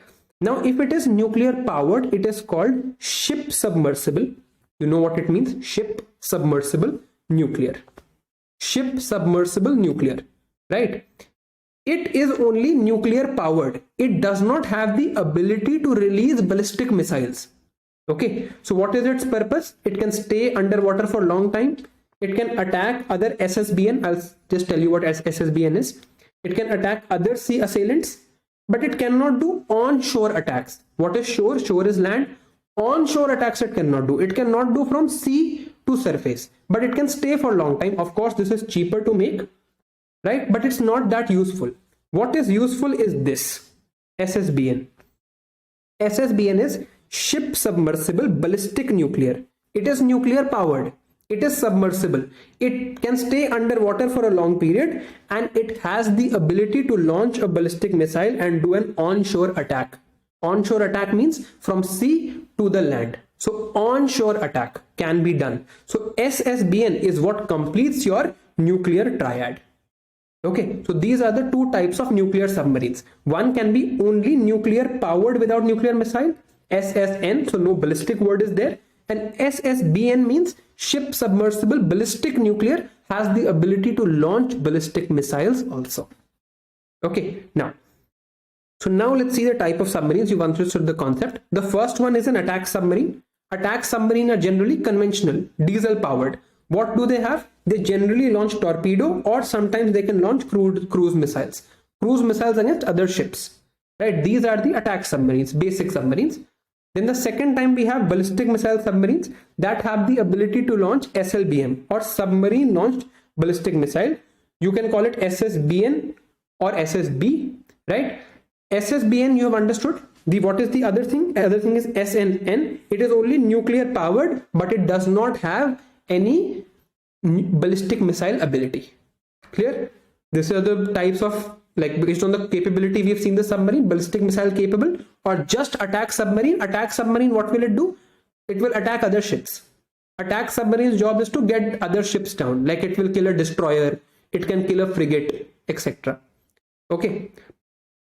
Now, this is basically what I have told you about ballistic missile submarine. They were a major weapon system in the Cold War, because this idea of mutually assured destruction was there in the Cold War, because Russia or USSR and USA were both nuclear powered states.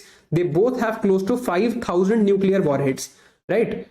So this idea was there that there needs to be mutually assured destruction. So nobody launches a nuclear missile. Okay. You can read, the rest is just static information, right? Now, which countries have the SSBN? This is very important. US has it, Russia has it, France has it, UK has it, China has it. These are all P5 nations, and India has it. So India introduced its first Arihant nuclear submarine, the SSBN, in 2009. And this is when it was ensured that we will never face a nuclear strike, because we now have a second strike capability. Nobody in India or the world, except for a few very top officials, know where the Arihant is at the moment. Because if they know, then India's security is compromised. But if Arihant is at an unknown location, if somebody were to attack India, Arihant can retaliate.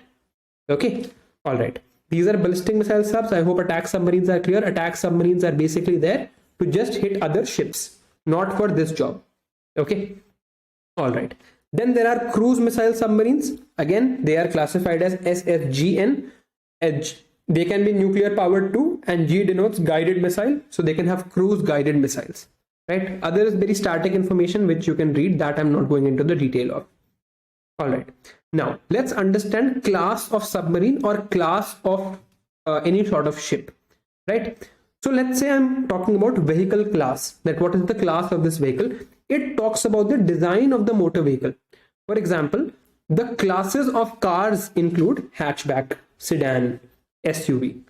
The classes of vehicles include hatchback, sedan, SUV, truck, anything like that, right? So submarine is a vehicle.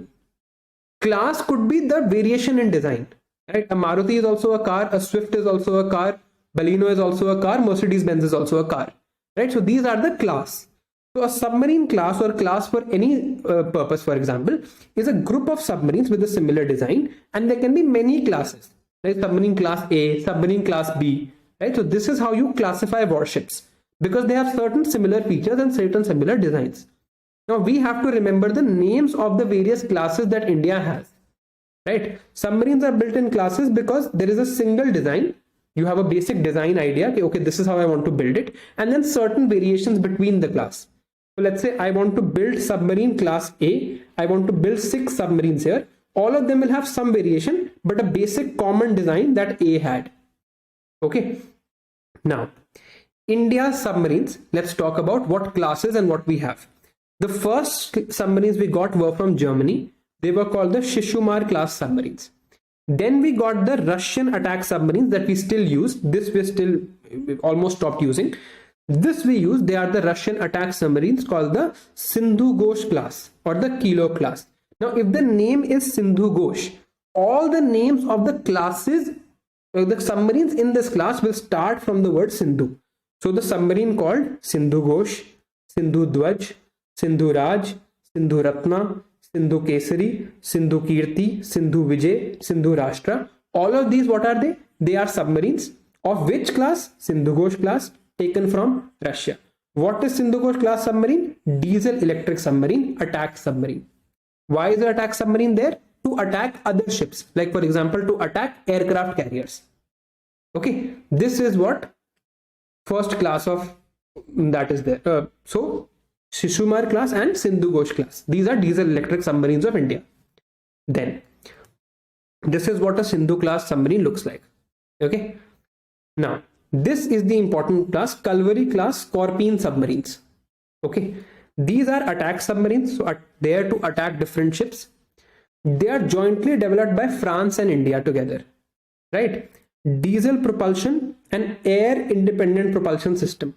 Air independent, you have understood. Diesel propulsion, diesel electric submarine. This is also diesel electric submarine. It's not nuclear powered. Now there are 6 submarines in this class: Kalvari, Khanderi, Karanj, Vela, Vagir, Vakshir. These names please remember. Any other name, if you forget Sindhu Ghosh, that's fine. These please don't forget, because these are currently being delivered. They were developed under Project 75 of the Indian Navy, P75, right?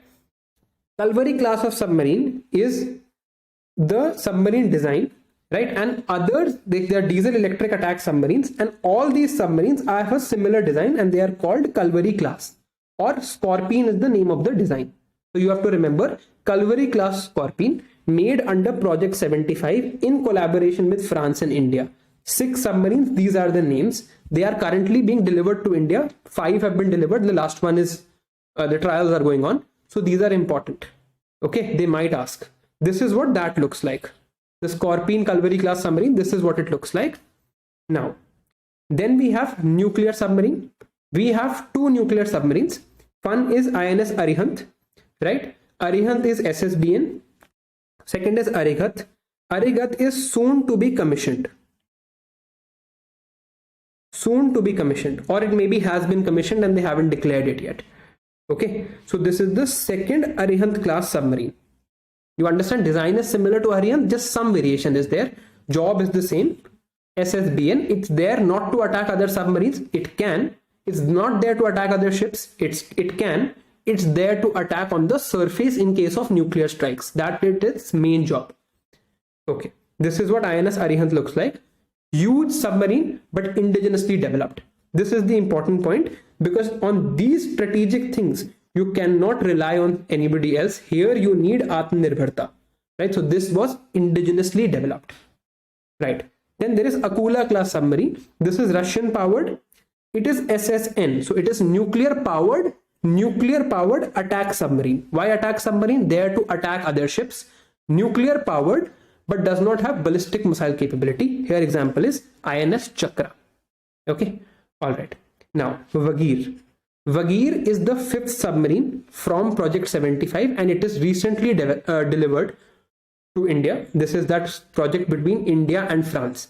Okay, these are the other submarines I've just told you. Inke naam please yaad kar lena, right? And these are the types of missions it can do. It can of course do many missions, right? This is pretty clear to you. It just cannot do what? It cannot launch a ballistic missile. It cannot launch a ballistic missile because it's an attack submarine. Okay, Vakshir is the last submarine. This has been launched. Its trials are going on. So 4 have been commissioned from Project 75. Commission means that they've been started. Vagir trials are going on, and Vakshir has been launched. So soon the trials will start. Right? That is why this is in the news, and it's dynamically changing information. So on the UPSC prelims day, some more development must have happened. So they're not going to ask you kiska trial chal raha hai, which is launched or not, but they can ask you these names, and they can ask you about Project 75. Right? So this please be careful. Okay. Now there is a Project 75I. What is Project 75I? It means that we will indigenously construct 6 conventional submarines with same air independent propulsion system. Right? Pehle we have taken from France. We have collaborated with France. France has built, sent to India, or we do some addition or offset thing is there. In this we want to do that. We want to build it on our own completely. What we need here is strategic partnership. I'll tell you what this means. It means that we get transfer of technology. So I'll tell you the difference. In the first case, when we just had Project 75, right? France had the technology. They gave the technological information. India built the submarine. But India did not get the back-end technological information. Right? If India wants, it cannot now build its own. It has just gotten the parts. Let's say India is just doing the assembly. This is oversimplification, but I'm just explaining. Right? They made the parts, they send it to India. India just does the assembly and the submarine is ready. In Project 75I, what India is saying is, you collaborate with us, country A, they're making a tender, right? Whichever country wants, they collaborate with us, but you do it in such a way that we get the technology also. So later, if we want to develop, we can develop on our own. That is Project 75I. So Project 75I, similar name is there. 6 modern submarines are required. Diesel, electric submarines, air independent propulsion is required. But now we also want transfer of technology. This is known as strategic partnership procurement.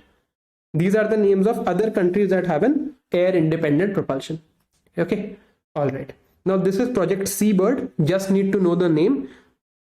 We are trying to make a naval base at this place, and it will become the largest naval base on the west coast and the largest naval base east of the Suez Canal. From the Suez Canal to the east side, it will become the largest naval base, and this is the name, Project Seabird. Word association might be asked, so just know that.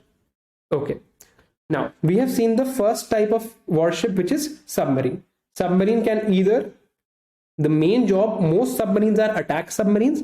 Attack submarines means they attack other ships, etc. But some are there that can do ballistic missile launches also. The main target of a submarine is an aircraft carrier. Okay. Now why aircraft carrier? Because aircraft carrier is a warship. It is basically an air base or an airport in the sky. It is an airport in the sky. That is what an aircraft carrier is. It has a full length flight deck, and it is the capital ship of a naval fleet. It is the most important ship. Why? I'll just come to that. So it allows the Navy to project air power worldwide without depending on local air bases. The reason the United States is so dominant in the world is because of their huge super carriers. Right? They have super carriers everywhere across the globe. So they have the 7th fleet in the Japan Sea. And China is very scared of this. North Korea does not attack South Korea because of the 7th fleet present there.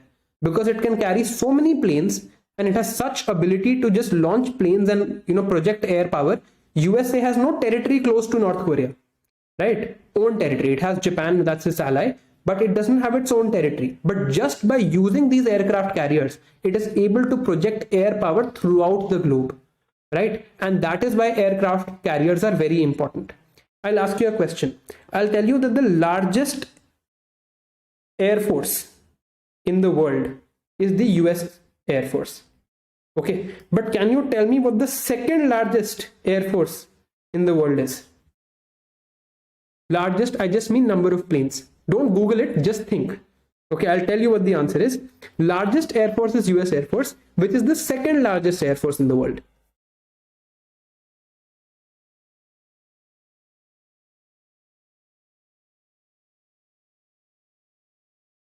Correct. It is the US Navy. The US Navy is the second largest air force in the world. Okay, it is so stupid that the US is the largest defense spender in the world. It spends more on its defense than the next 25 countries combined, 23 of which are its allies. Right? So they have so much defense spending. They spend about 900 billion to $1 trillion every year on defense. That is 1/3 of India's GDP that they are spending only on defense.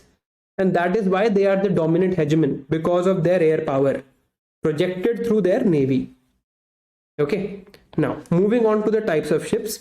Destroyer, you see it's a large ship. Then frigates, right? Corvette is meant for fighting against submarines, and patrol vessels are meant to patrol the coast, so Indian Coast Guard vessels. Okay, all right. Now this I wanted to explain. This is a concept. There is a sea denial concept and a sea control concept. Okay, sea denial means that, let's say this is the Indian Ocean. In the Indian Ocean, I want that no other country should get its control, right? I just want to deny other countries getting their control in the Indian Ocean. So what will I need? I will need tons and tons of submarines. If I get many submarines, right? If I get many submarines in the Indian Ocean, no foreign aircraft carrier is going to be able to come there, because my submarines will sink it. And getting an aircraft carrier sunk is one of the biggest, let's say, it's a defeat of the navy, right, of any country, right? So if you want to control the Indian Ocean, I just want to deny the control of the Indian Ocean, I would need submarines. But if I want to control the Indian Ocean, right, if I want that I should be the hegemon of the Indian Ocean, I will need an aircraft carrier. So the idea of sea denial is you don't let anybody's aircraft carrier come. For that, you do not need an aircraft carrier. So if you will read, sometimes you will see it is written that submarines are involved in sea denial operations because they are stopping aircraft carrier from coming. But if you need control, for that you will need an aircraft carrier, because it is so powerful, it has so many planes that you get control of the entire place. Of course, to get an aircraft carrier somewhere, you need to have good anti-submarine warfare also. You need to be able to counter submarines also, because people will put submarines against your carrier, right? You need to counter that. An aircraft carrier itself cannot fight against submarines. Why? Because aircraft carrier, what will it do? It will release aircraft in the sky, but submarine is below the sea. How will these aircraft hit it? They can, but it's very difficult. So you will need corvettes for that. Okay, now specifically speaking of the Indian Ocean, in the Indian Ocean, we have something like this called the Andaman and Nicobar Islands, which are strategically called India's unsinkable carrier in the Indian Ocean. They are unsinkable. The islands are unsinkable. And we are also making there what? We have made there an integrated theater command. We are militarizing them. We are putting aircraft there because it helps us control the Indian Ocean. Right? So unsinkable carrier in the Indian Ocean. That is why they are that important. Okay, so these two terms are clear. Sea denial, no need of aircraft carrier. Sea control, you will need an aircraft carrier. Okay, now carriers. See, so in an aircraft carrier, of course, you cannot have the same length of runway as there would be on land. Land runway is very big. Aircraft carrier has to be small. It cannot be as big because, of course, more technology is required, and you are taking it in the sea. right? So you need to have a system that would allow you to do this thing, on the sea itself. Like you would allow planes to take off from the sea with short runways to allow airplanes to take off from the sea. For that, aircraft carriers have certain technology like STOBAR, CATOBAR, and EMALS. What these are, I'll explain, but you absolutely do not need to know this. If you just know STOBAR stands for short takeoff but arrested recovery, and CATOBAR stands for catapult assisted takeoff but arrested recovery. If you just know that, it's fine. But since you will have curiosity, I'll just explain how it works. The third system is EMALS, electromagnetic aircraft launch system. These are systems that help aircrafts take off from aircraft carriers despite having a short runway. छोटे runway होने के बाद भी the aircrafts are able to take off from carriers because of this. Okay, all right. Now this is a CATOBAR. Okay, CATOBAR is catapult assisted takeoff but arrested recovery. Catapult क्या होता है? और catapult और गुलेल आपने सुना होगा. It's like you pull this thing back and then you release it, right? अब क्या है? Runway is small, so I need that the plane speed should be high, right? Higher speed needs to be achieved for the takeoff to happen, right? For that, what you do, on the front wheel of the plane, you attach a catapult like piston. Then the plane, when it starts to go forward, this piston also gets released. It is a steam based system. Okay, so this piston gets released like a catapult and it helps the plane achieve speed and take off. So that is catapult assisted takeoff. When it has to land means the plane has to slow down. Again, the runway is small, so there are certain arresting wires here, and there is a tail hook in the plane. The tail hook gets caught in the wire and the plane gets stopped. Of course, it's a very powerful wire, not the wire we use in our home, right? So this is the tail hook gets stopped. So this is arrested recovery and this is catapult assisted takeoff, right?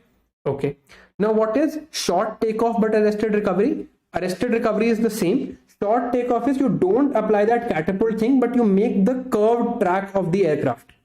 So what happens? There is a phenomena of key jumping. Again, I'm just telling you this for your curiosity. It's not required. I don't think they will ask you.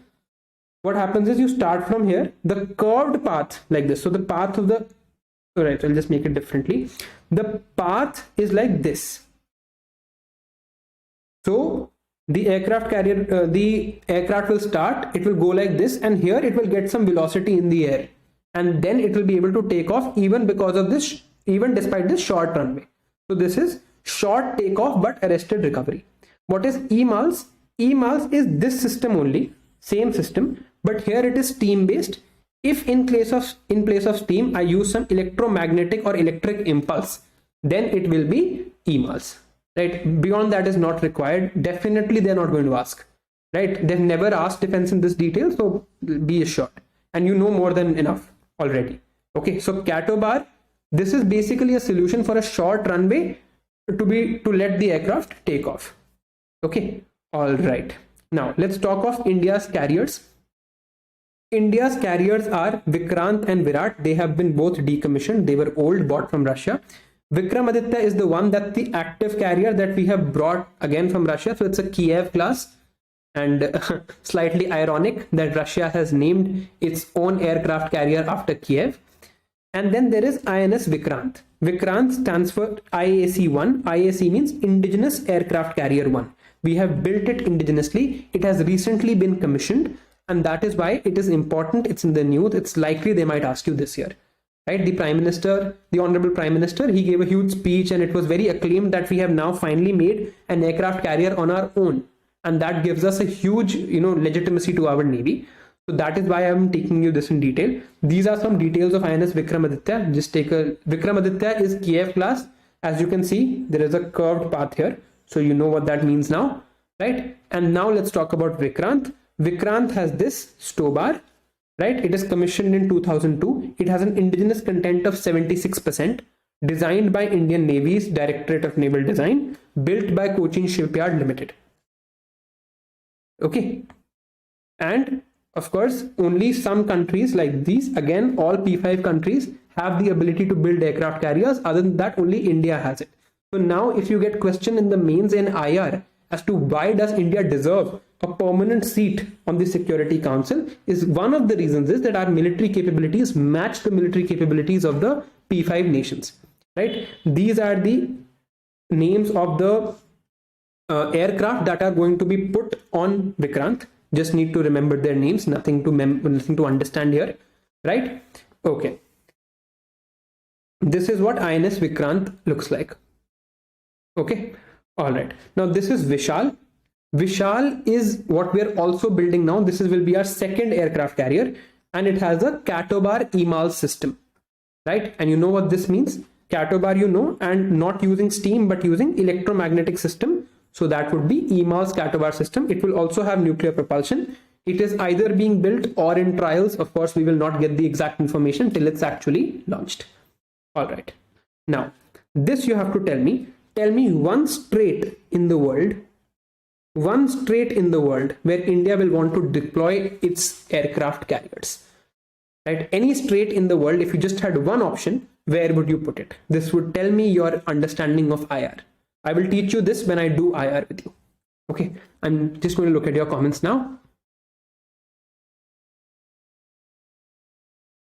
Very good, Abhay, Shantanu. I'm very impressed.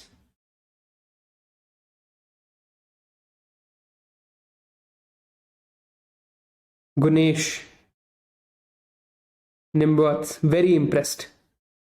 We'll put it in the Malacca Strait because that is where China gets most of its oil.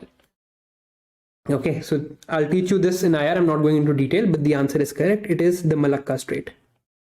It is the biggest choke point for China and the reason for its string of pearls. I'll teach you this, don't worry. Okay, now we've understood weapon class, we've understood aircraft carriers and submarines. Now we just have to remember some facts. So destroyer, we know destroyer is a ship that has other missiles against other ships, right? So that is a destroyer. It has, which destroyers do we have? We have Rajput class. This is our oldest destroyer. These are the name of ship under Rajput class. Obviously all start with R. Then we have Delhi class. They were made under Project 15. Rajput is also guided missile destroyer. That means it has guided missiles. Again, guided missile destroyer, indigenously made for Delhi class, and these are the names of the ships, right? This is the photos of them. This is what a destroyer looks like. Okay. Then there is Kolkata class, Project 15A. This is a stealth guided missile destroyer. So it has guided missiles and it has stealth capability. Now you know the meaning of these terms. These are the ships under it. It is capable of attaching this missile. This missile also is there in the table. Then there is Vishakhapatnam class, Project 15B. Stealth GMD, capable of these missiles. This is what it looks like. This is the name, this is the Navy name, and this is what we call it, Indian Navy ship Vishakhapatnam. Project 15B can use BrahMos missiles, and it is one of the 4 ships under Project 15B. The other 4 ships are these, right? So these are the 4 ships under Project 15B, and we've already read the rest. And these Mormugao and Surat, they are also part of Project 15B. They also have been launched recently, and they are stealth guided missile destroyers. Don't need to remember much more than that. Okay, then frigates. Frigates, there is Godavari class, Project 16, Shivalik class, Project 17. Again, these are the names. These are guided missile frigates. Shivalik class are stealth guided missile frigates. Now, Shivalik class has been upgraded from Project 17 to Project 17A to add these 2 ships also. So they are advanced version of Project 17 frigates. Right? ये देखो ये सिर्फ facts हैं, but ये याद करने पड़ेंगे because when चीज पूछते हैं तो they ask this only. They do ask some facts. The concepts are now clear, so this I'm moving through quickly. Okay, and there are 75% indigenous ships. Project 17A is for frigates. This is all written in the one pager in one place. Don't need to read from here. You can directly read from the one pager. Okay, then frigates, we also have Talwar class. This is Russian. Stealth guided missile frigates. These are the names. We have Brahmaputra class, guided missile frigates. These are the names. Like, this is just facts now. Corvette is anti-submarine warfare ship, so fighting against submarine. These are the name of India's corvettes. These are the 2 important ones. and it says NBC warfare capable. NBC means nuclear, biological, chemical warfare capable. So we can fight against those submarines too. Right? It says other detail is not important. Right. Then patrol vessels are used by our coast guard to patrol for our coast. For this was basically started after 2008 Mumbai attacks. We've been focusing on them. This is the name of one of our patrol vessels that uses water jet fast attack craft. What that is not important. Just do word association. Same thing for Car Nicobar vessel. But the main important patrol vessels are these ones. These are our Coast Guard ships. These are the ones that I actually want you to remember. And when you're doing modern history, also remember what these people have done. This is named after Indira Gandhi, but like these people and what their contributions are, you should know that, because our patrol vessels have been named after these women. And in mains 2022, the mains that I've cleared, there were questions on maritime security. So what you're reading here is also covering a lot of your security thing, right? Okay. See, ideally, it would be better to do security, IR, and defense technology together, right? But right now we're focusing on the prelims. When we have time and we do for the mains, we'll do it together. All right. Now, then there is torpedo launch and recovery vessel. So what it does, it can launch torpedoes. It can also recover torpedoes it has launched, right? That is INS Astradharini, right? Okay. It can do mine launch and recovery, indigenously built. All right. Now let's come to air defense. So in air defense systems, there are basically three things. There are fighter crafts, there are helicopters, and there are unmanned aerial vehicles. The fighter craft that India has, we have the MiG planes from Russia, we have the Sukhoi from Russia, we have Mirage from France, we have Rafale from France, and we have the Tejas jet from HAL. We have many helicopters, but these are the important ones: Chetak, Cheetah, and Dhruv. Dhruv is the most commonly used helicopter we have. And then UAV stands for unmanned aerial vehicle. This is Lakshya. Lakshya is a target vehicle. Nishant is for surveillance. Panchi. Panchi, I'm sure you can understand Panchi, why the name has been kept. Panchi is the same version of Nishant, but it has been a wheeled version. Okay. Then there is Netra. It is for surveillance and reconnaissance. And Rustam. Rustam is medium altitude, long endurance unmanned aerial vehicle. What does it mean? Medium altitude means it flies decently high, and long endurance means it can stay there for a long time, right? So these are just the names. Again, it's all mentioned in the one pager. I'm just running through this quickly, right? So this is the MiG-21, the oldest Russian plane. It is called an interceptor, right? Okay. Then we have Rafale. Rafale is important.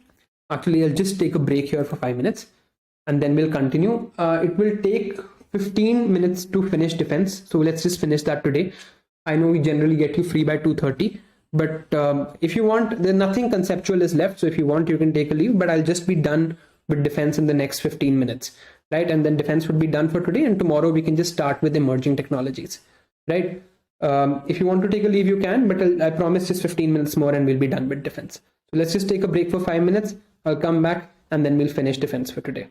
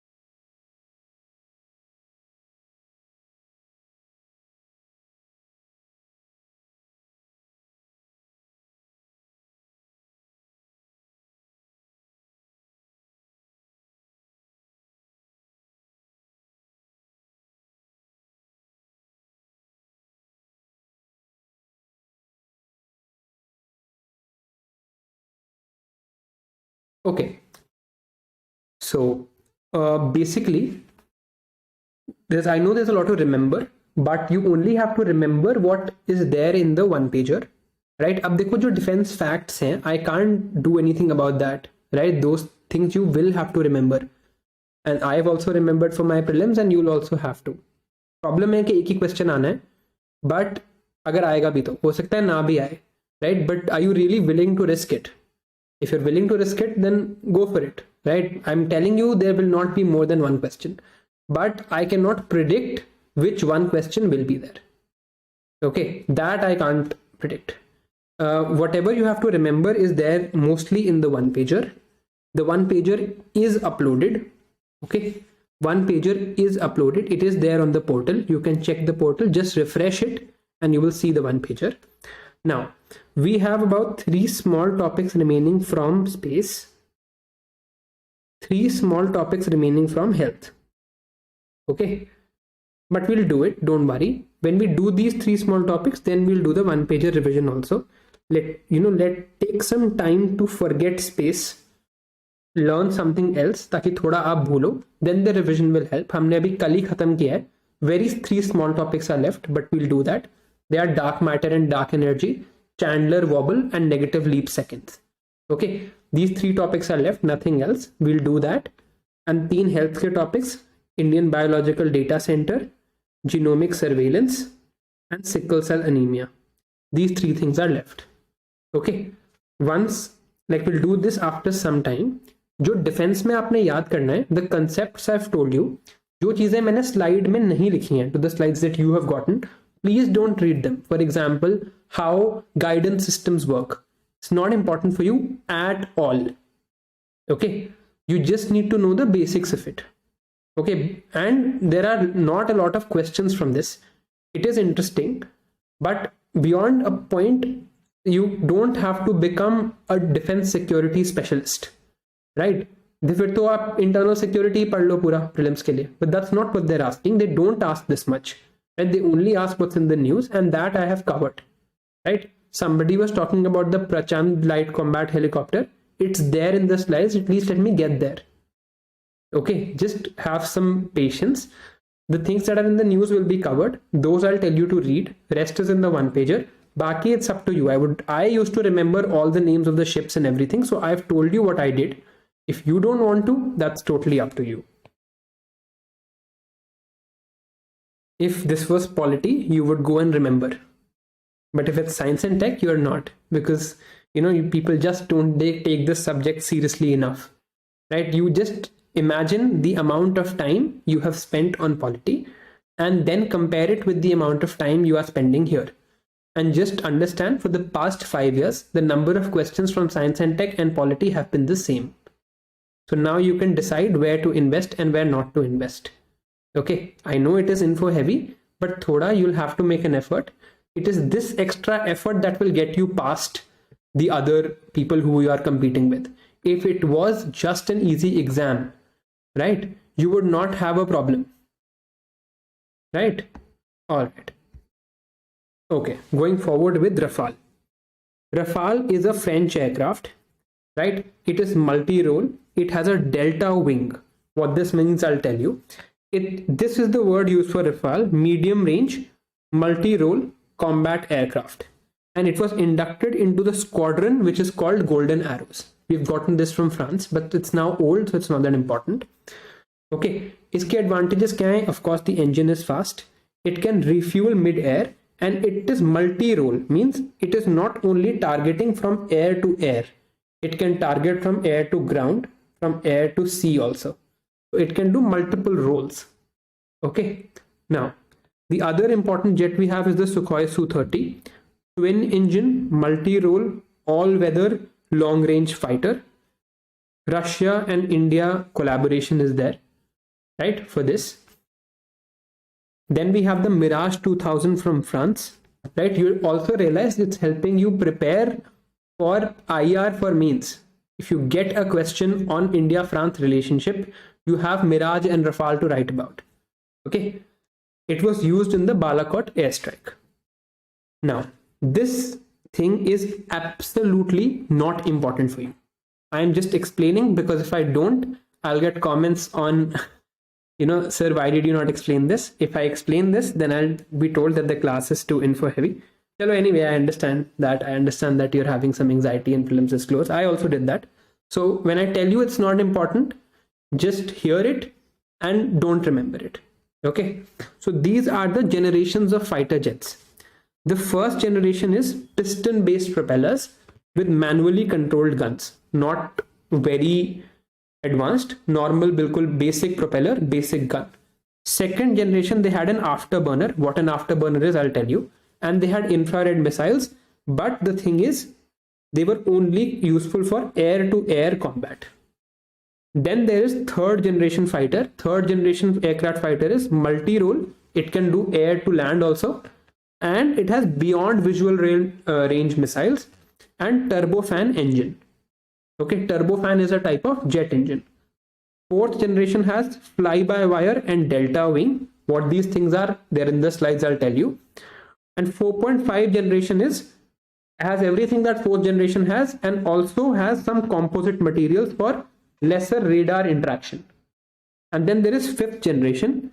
They have C3 systems, command, control, and communication, and better battlefield awareness. Now, this is not important. What is important is realizing which India's jets are what generation. This they might ask. Difference between fourth and fifth generation fighter is very unlikely.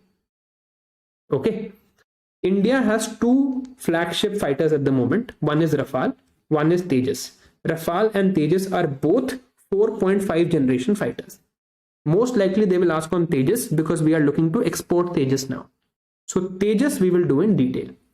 It is indigenously developed, lightweight, multi-role, single engine, tailless fighter aircraft with delta wing. We'll understand all these words. Lightweight is clear, indigenous is clear. Multi-role means again air to air, air to land. Single engine is also clear. Tailless means it does not have a tail in its design, and that helps it to have a better design, better maneuverability. Fighter aircraft is clear. And compound delta wing. Delta wing means the shape of the wing is somewhat like a triangle. Triangle in the Greek alphabet, delta looks like this. Okay, so its wing has this shape, which is a delta wing. So compound delta platform is there. It has composite structure to avoid radar detection. That is why it is 4.5 generation. It has a fly-by-wire control system. What this means, I'll tell you. It has negative static stability. What this means, I'll tell you. So fly-by-wire. एक तो system है that I tell the aircraft, go to, I want to increase the speed this much, I want to lower the flaps this much, I want to increase the fuel consumption this much, I want to maneuver this much. Second is, I want to tell the aircraft, currently I'm flying here, I'd like to fly here. I just tell the aircraft I'd like to fly here at this speed. Everything else it does, it converts my manual flight control into an electronic one and then transmits them by wires and automatically makes it easy for me to fly where I want to at whatever pace, right? So that is a fly-by-wire. This much also you don't need to know. You just need to know that fly-by-wire is a flight control system. Okay, all right. Now, what is an afterburner? If this is the jet engine, we had already seen what was happening. We had air coming in, we had fuel. Now after this was the exhaust gas. If at the exhaust gas, after the burning has happened, if at the exhaust gas stage I inject more fuel to generate some more energy, that would be called an afterburner. If you look at jet engines, at the back, you would sometimes see fire at the back, orange colored or fire at the back. That is what an afterburner technology is. That's all you need to know, right? Just that afterburner has to do with engines. All right. Now there is relaxed stability or negative stability. This means that its stability is not fixed. It can at any time change its pitch and bank angles. If it's flying like this, it can suddenly start flying like this, right? It has the ability to have low stability. It is not stable. Generally, stability is a good thing, but if an aircraft is stable, it will not be able to change its direction instantaneously. But if an aircraft has less stability, it will be able to change direction simultaneously. That is what relaxed stability is. Okay. Now it has a glass cockpit, meaning that the controls are not manual. The controls are like they are electronic controls, right? It has air to air and air to ground missiles. So as we have seen, becomes multi-role, and these are the other things it can do, right? It has a 1.8 Mach speed, so it becomes a supersonic aircraft, and it has Kaveri engine. And Kaveri engine means what? Kaveri engine is this engine. It is a turbofan engine with afterburner. You just have to remember Kaveri engine. Okay. All right. Now what we are trying to do, this was the Tejas Mark 1. We are trying to make a Tejas Mark 2, right? Tejas Mark 2 is 4.5 generation aircraft with 70% indigenization, right? Same, it has 414 engine, so it has a longer range, greater weapon capacity, almost similar, some better characteristics. So we're trying to make now a second Tejas with like a different, it's a better version of that, right? Tell me in the comments who are the members of Cabinet Committee of Security. देखते हैं जो लोग कहते हैं जाना है और class खत्म हो जाए कर लो, देखते हैं उन्हें कितना प्रीलिम्स याद हुआ है. Tell me members of Cabinet Committee of Security. Okay, these are other aircraft. Okay, one is Ilyushin IL-78. Just need to remember इसका purpose, mid-air refuel करता है. Okay, Heron is unmanned aerial vehicle. Chinook is a helicopter that is American made that we have taken. Apache is a multi-role heavy attack helicopter, also called a flying tank. Okay, Chinook helicopter, Apache helicopter, Heron unmanned aerial vehicle, and IL-78 mid-air refuel tanker. Right? ये उन चारों की photos हैं. Okay. Now some aircraft that are in the news. There is a Dornier 228. It is made by the HAL. It is a dual use thing. It can be used for commuter transport also, Coast Guard duties also. It is part of the Udan scheme. Udan means Ude Desh ka Aam Nagrik. Okay, and we've also given one Dornier to Sri Lanka. Then there is the light combat helicopter Prachand. It is an indigenously developed helicopter, and it has made India the 7th country to make attack helicopters. Right? ये उसकी थोड़ी सी details लिखी हैं, but I don't think this is important. If you just know what Prachand is, it will be fine. Then there is an indigenous stealth drone.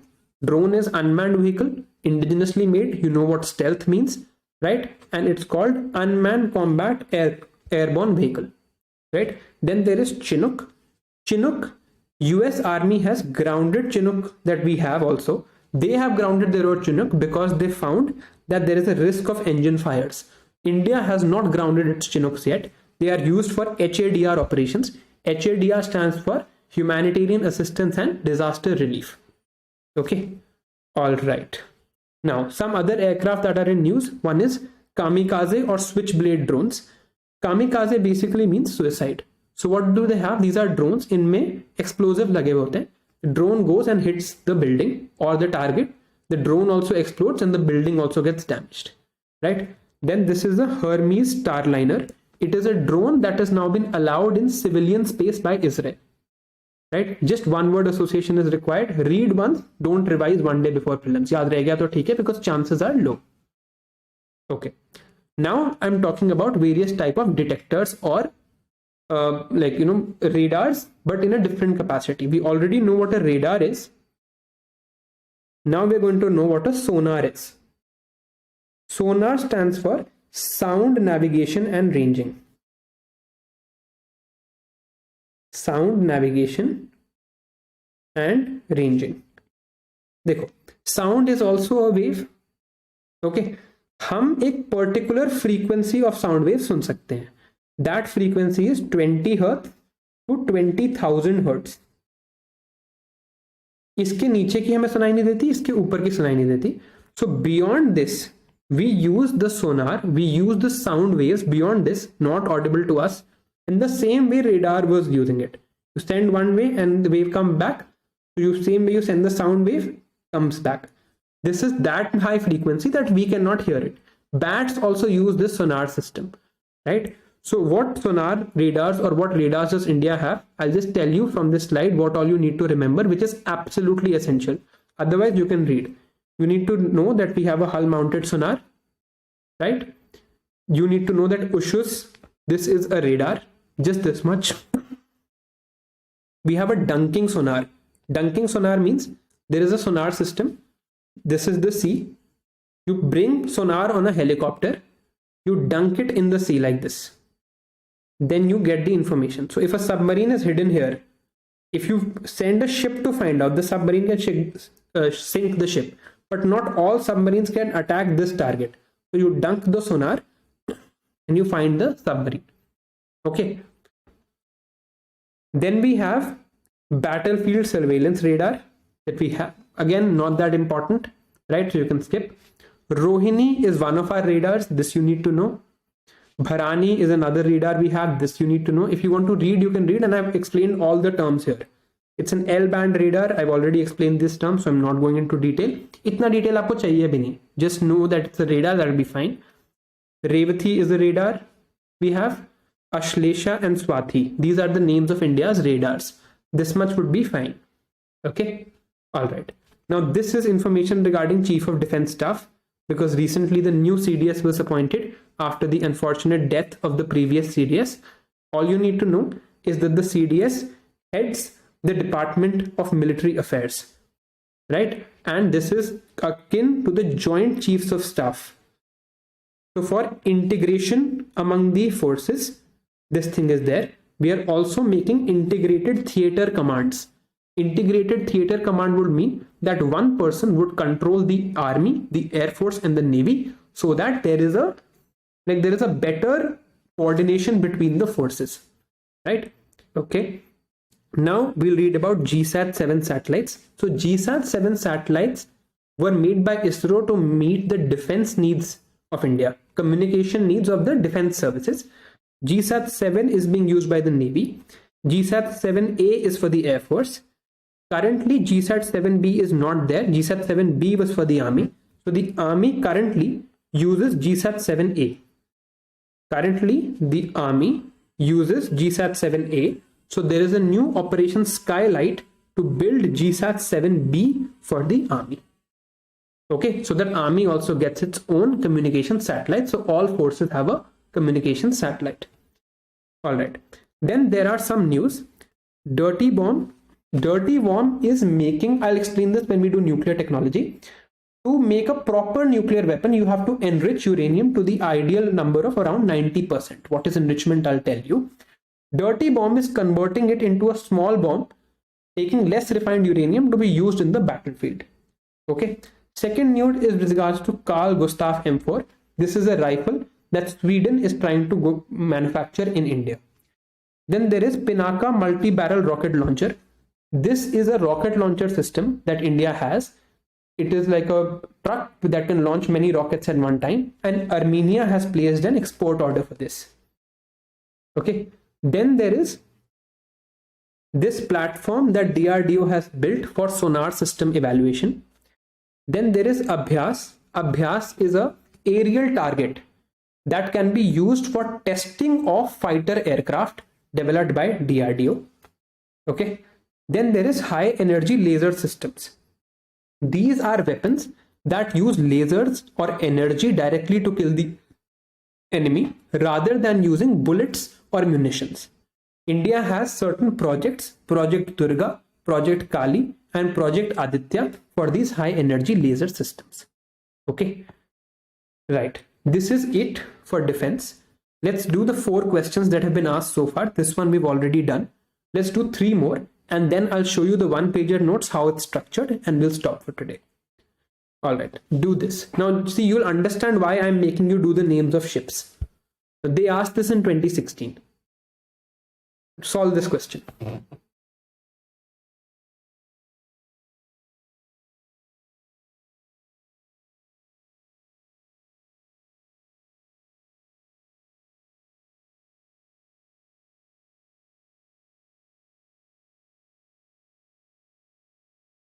Oh, that's wonderful, Karthik.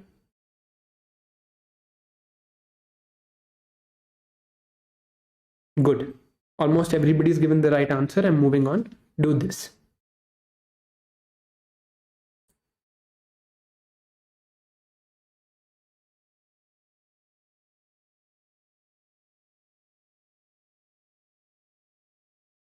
It should be fractional orbital bombardment system. One word is missing here.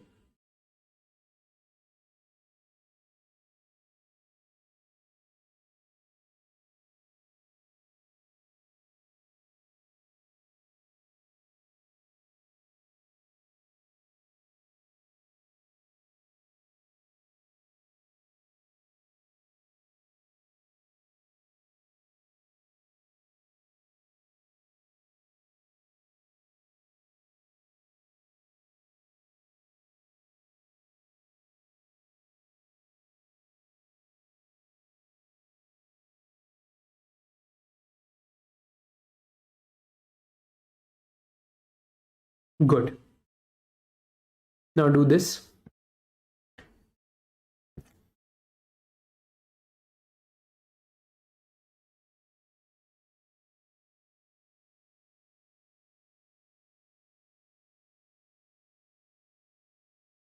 Arpita, Sonali, अभिषेक, श्रीजन, कार्तिकेय, तनिकेत, भव्या, शुभांगी, नीति, प्रांजल,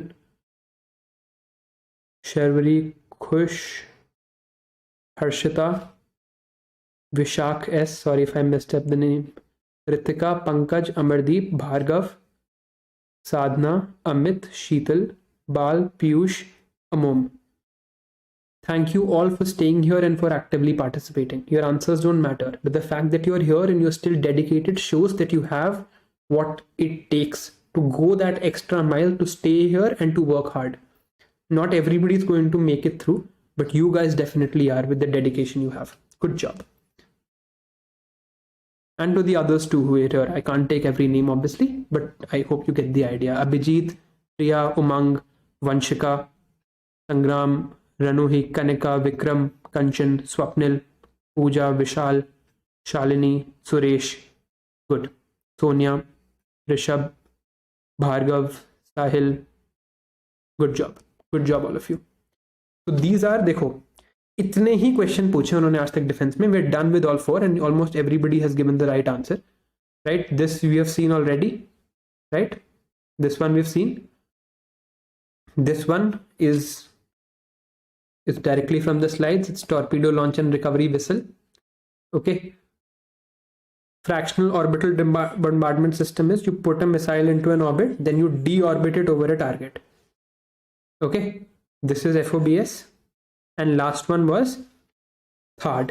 This is American anti-missile system. So they don't ask that much in detail, but they ask things that you are actually supposed to mug up. Right? Now, so what have I done for you? This is defense one pager. Right? I'll just show you how it's structured so that you can do it easily. First, I've written about missile tech. Range is more in land, air, and sea. Then this is the range classification. Launch side and target classification. Of course, more targets are also there. Speed classification, trajectory, ballistic versus cruise. This we have read today.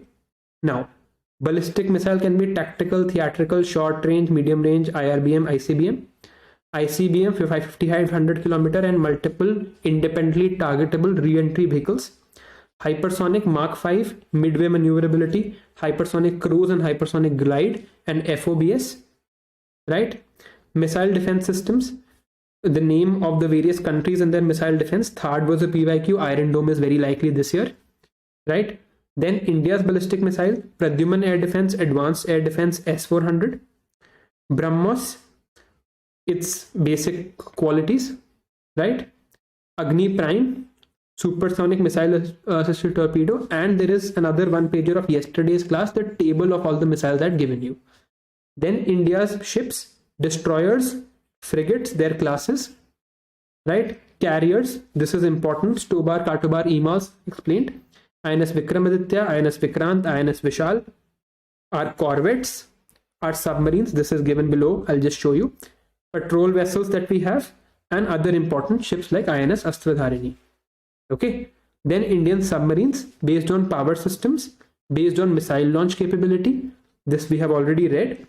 Diesel electric submarine, nuclear submarine, right? SSBN, SSN, difference we know.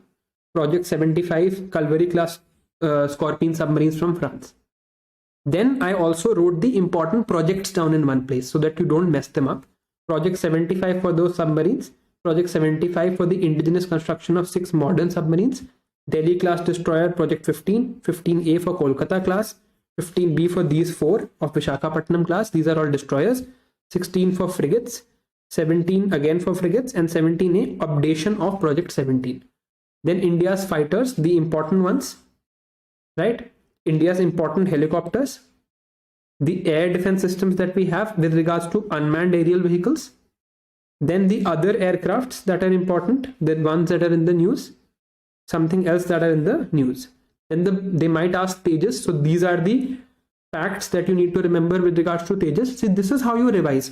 Now don't revise what afterburner means. This should come naturally to you from the word breakdown, right?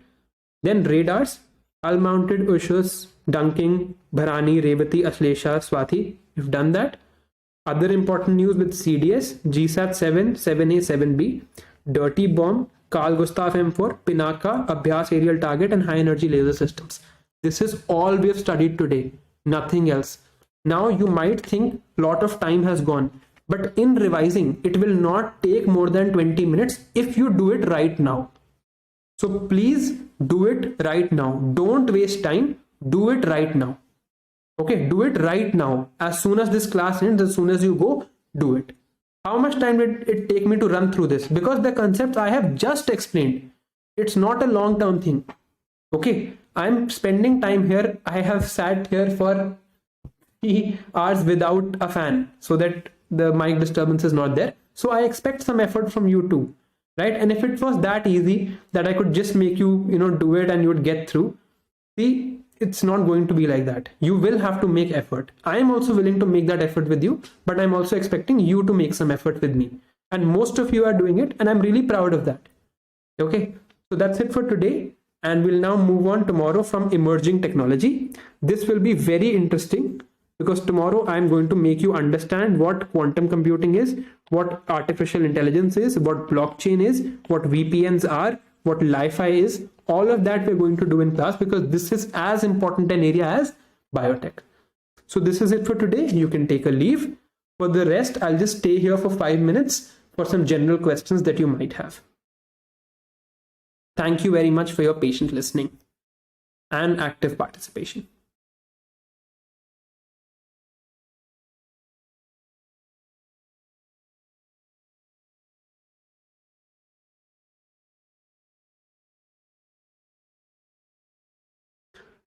Kirti will do Higgs boson when I do the remaining topics of space.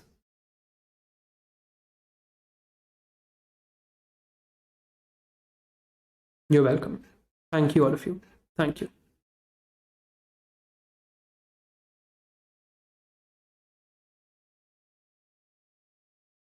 Just revise the one pager, you'll be done.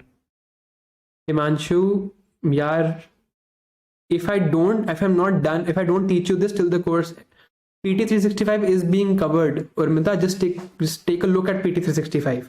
Open it. We have done most of it already.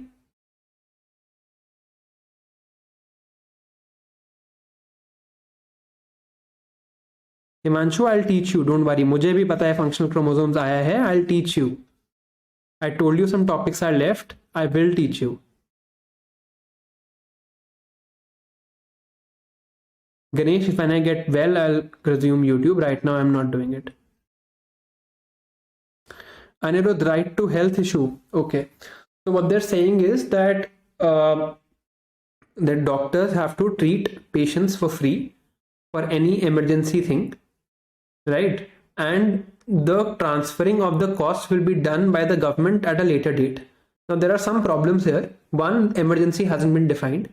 2, even with Ayushman Bharat, government has very low rates and it doesn't do the payments regularly. I mean, so that's why the doctors are protesting. They're not okay with, they want a proper framework, and I think they want a withdrawal of the law. Because how would you say what's an emergency and what's not? So you can't, force doctors to do things without taking money. Because you see, for a doctor, electricity is not free. It's not like they don't have to pay tax. Food is not free. Their children's education is not free. So if you ask them to do everything for free, how are they supposed to run their house, right? So what they're saying is, what the doctors are saying is that it's okay. They're willing to treat the emergency patients if the framework is proper and the like the payment release is ensured. But of course, as you know, bureaucratic processes generally cannot ensure that. Ganesh, I'll make it when I am slightly better. I also have to read for what I'm teaching you. Okay. No, I'll go to the studio. I also want to teach from the studio. I enjoy much more in the studio, honestly. But I want to recover fully before that because I have to teach environment too. Right? It's not a short-term thing. Oh, I'm here for you, Karthik. I can sit here for 1 hour also if you want. No problem. Bhargav, it's there on my YouTube. When you go to about, you'll see a contact us thing. Okay, I don't think I'm getting any new comments, so I think that's it. Maybe my Wi-Fi isn't working.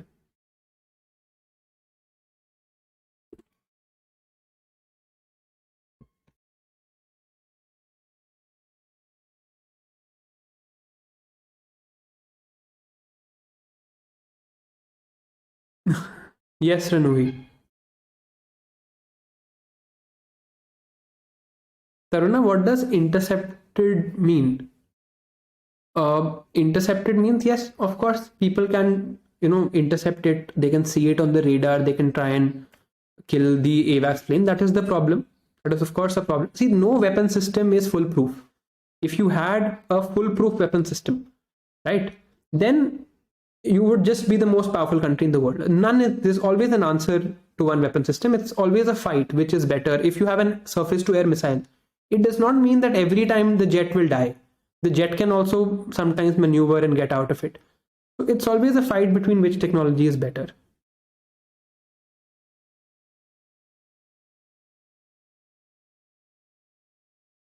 Ashwin, no, because I'll teach directly from PT365 only.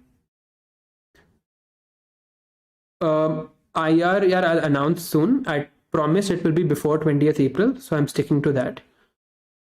Shubham, low Earth orbit, and you should know what that means now if you've done space well. Science and Tech test will be after we've finished Science and Tech. For IR, social issues, Science and Tech and environment, you're not supposed to read any current affairs. I'll do it.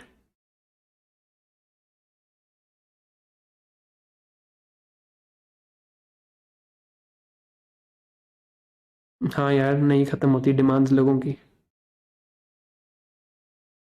Why I cannot read your name? V2INFJ.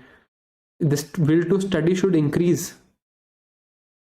No, you do what I tell you.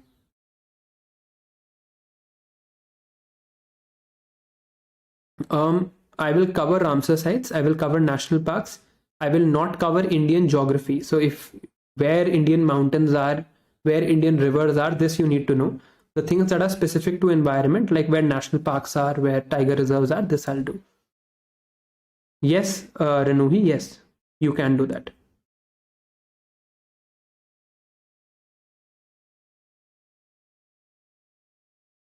Ashley, it will be after we do this, we complete this. I think we'll be able to complete on first, so we'll take a test on second. Tikendra, it's being uploaded right now. You'll get it by the end of today. Right, Ishita. Rohan, I hope so. Thank you, Swapnil. Shubham, low Earth orbit. Sonam, after we're done with Science and Tech. Yes, Kadam, they're visible.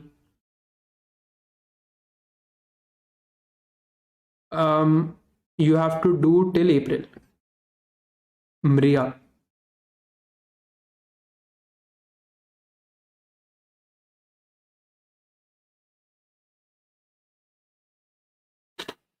Thank you, Nicola and Anuradha.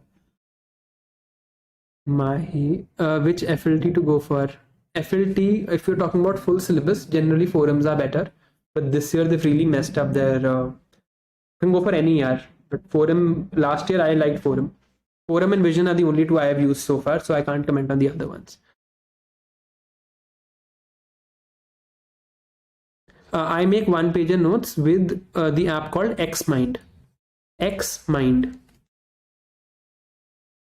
How to cover world mapping. Okay.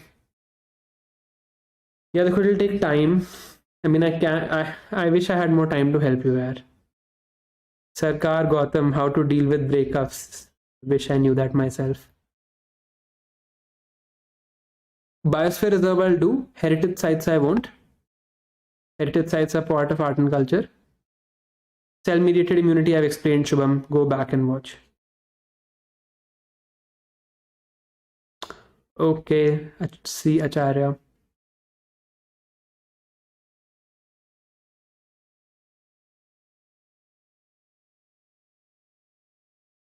Yes, Aisha, I agree. There's something wrong this time. No, Lekhika, not this year. Ryan, yes, it's visible. I am Harshvardhan, उन्होंने वही करा रखा है. She's done PYQs only. So, Jay, yes, it's visible. Mahi, very welcome. Ranuhi, please don't spam this. I've already said yes. Ranuhi Manshi. I've said yes to this 3 times now. How to read economy PT. I've made a video on this. You can check it out. Yeah, I've only used Forum and Vision. This year, I've not seen any this year. But this year I've heard Forum is not making very good. I've heard.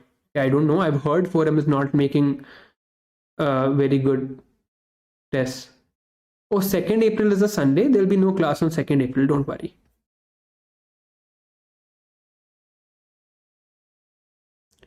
Yes, heritage sites are important, Gaurav. Yes, Lucian does good, Jisita. Sandeep, I've already told you this. Akshay, very welcome. Sandeep, I've already said this. Nile, good. Good score. Jay, it's there on my YouTube under the contact us section from about, you can see. Summer, I don't know what that means. No, Shrishti, I'll do it. I'm reading it right now so that you don't have to. Sanskriti.advocate. Nice to know that. I'll do it after the prelims is done. Mrunal, no, not the geography part. Flashcards. Yeah, dekho, I'm not telling you now because I can tell you, but it will make it difficult for you to implement that, and then you'll get confused. तो अभी रहने देते हैं. Swati, there's an email ID on my YouTube. Taruna, you should be your own hope for prelims. Jay, I'm reading the comment. I've just put the comment here. How can I see? I can only see a certain number of comments at one time. Okay, sorry if I was not able to respond.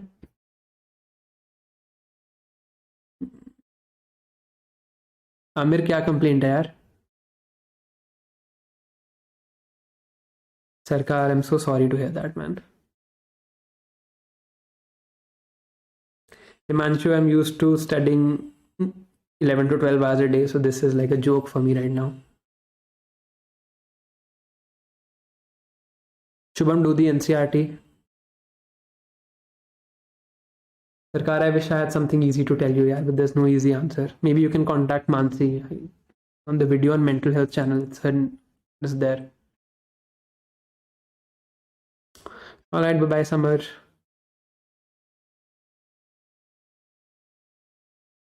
Nahi, Piyush. Rajesh, so do I. Thank you, Abhishek. Manuraj, क्योंकि means निकालना था, तो have to make this effort. I've already made one video on CSAT. You can check that, and I'll make one today or tomorrow. Maria, right now, don't read anything out of interest. If you have time to read for prelims. Okay, I think that's it for today. All right, I will see you next time. Thank you. Tomorrow also I'm going to take class from here only, and after that I'm going to go to the studio from Friday. Tomorrow we're going to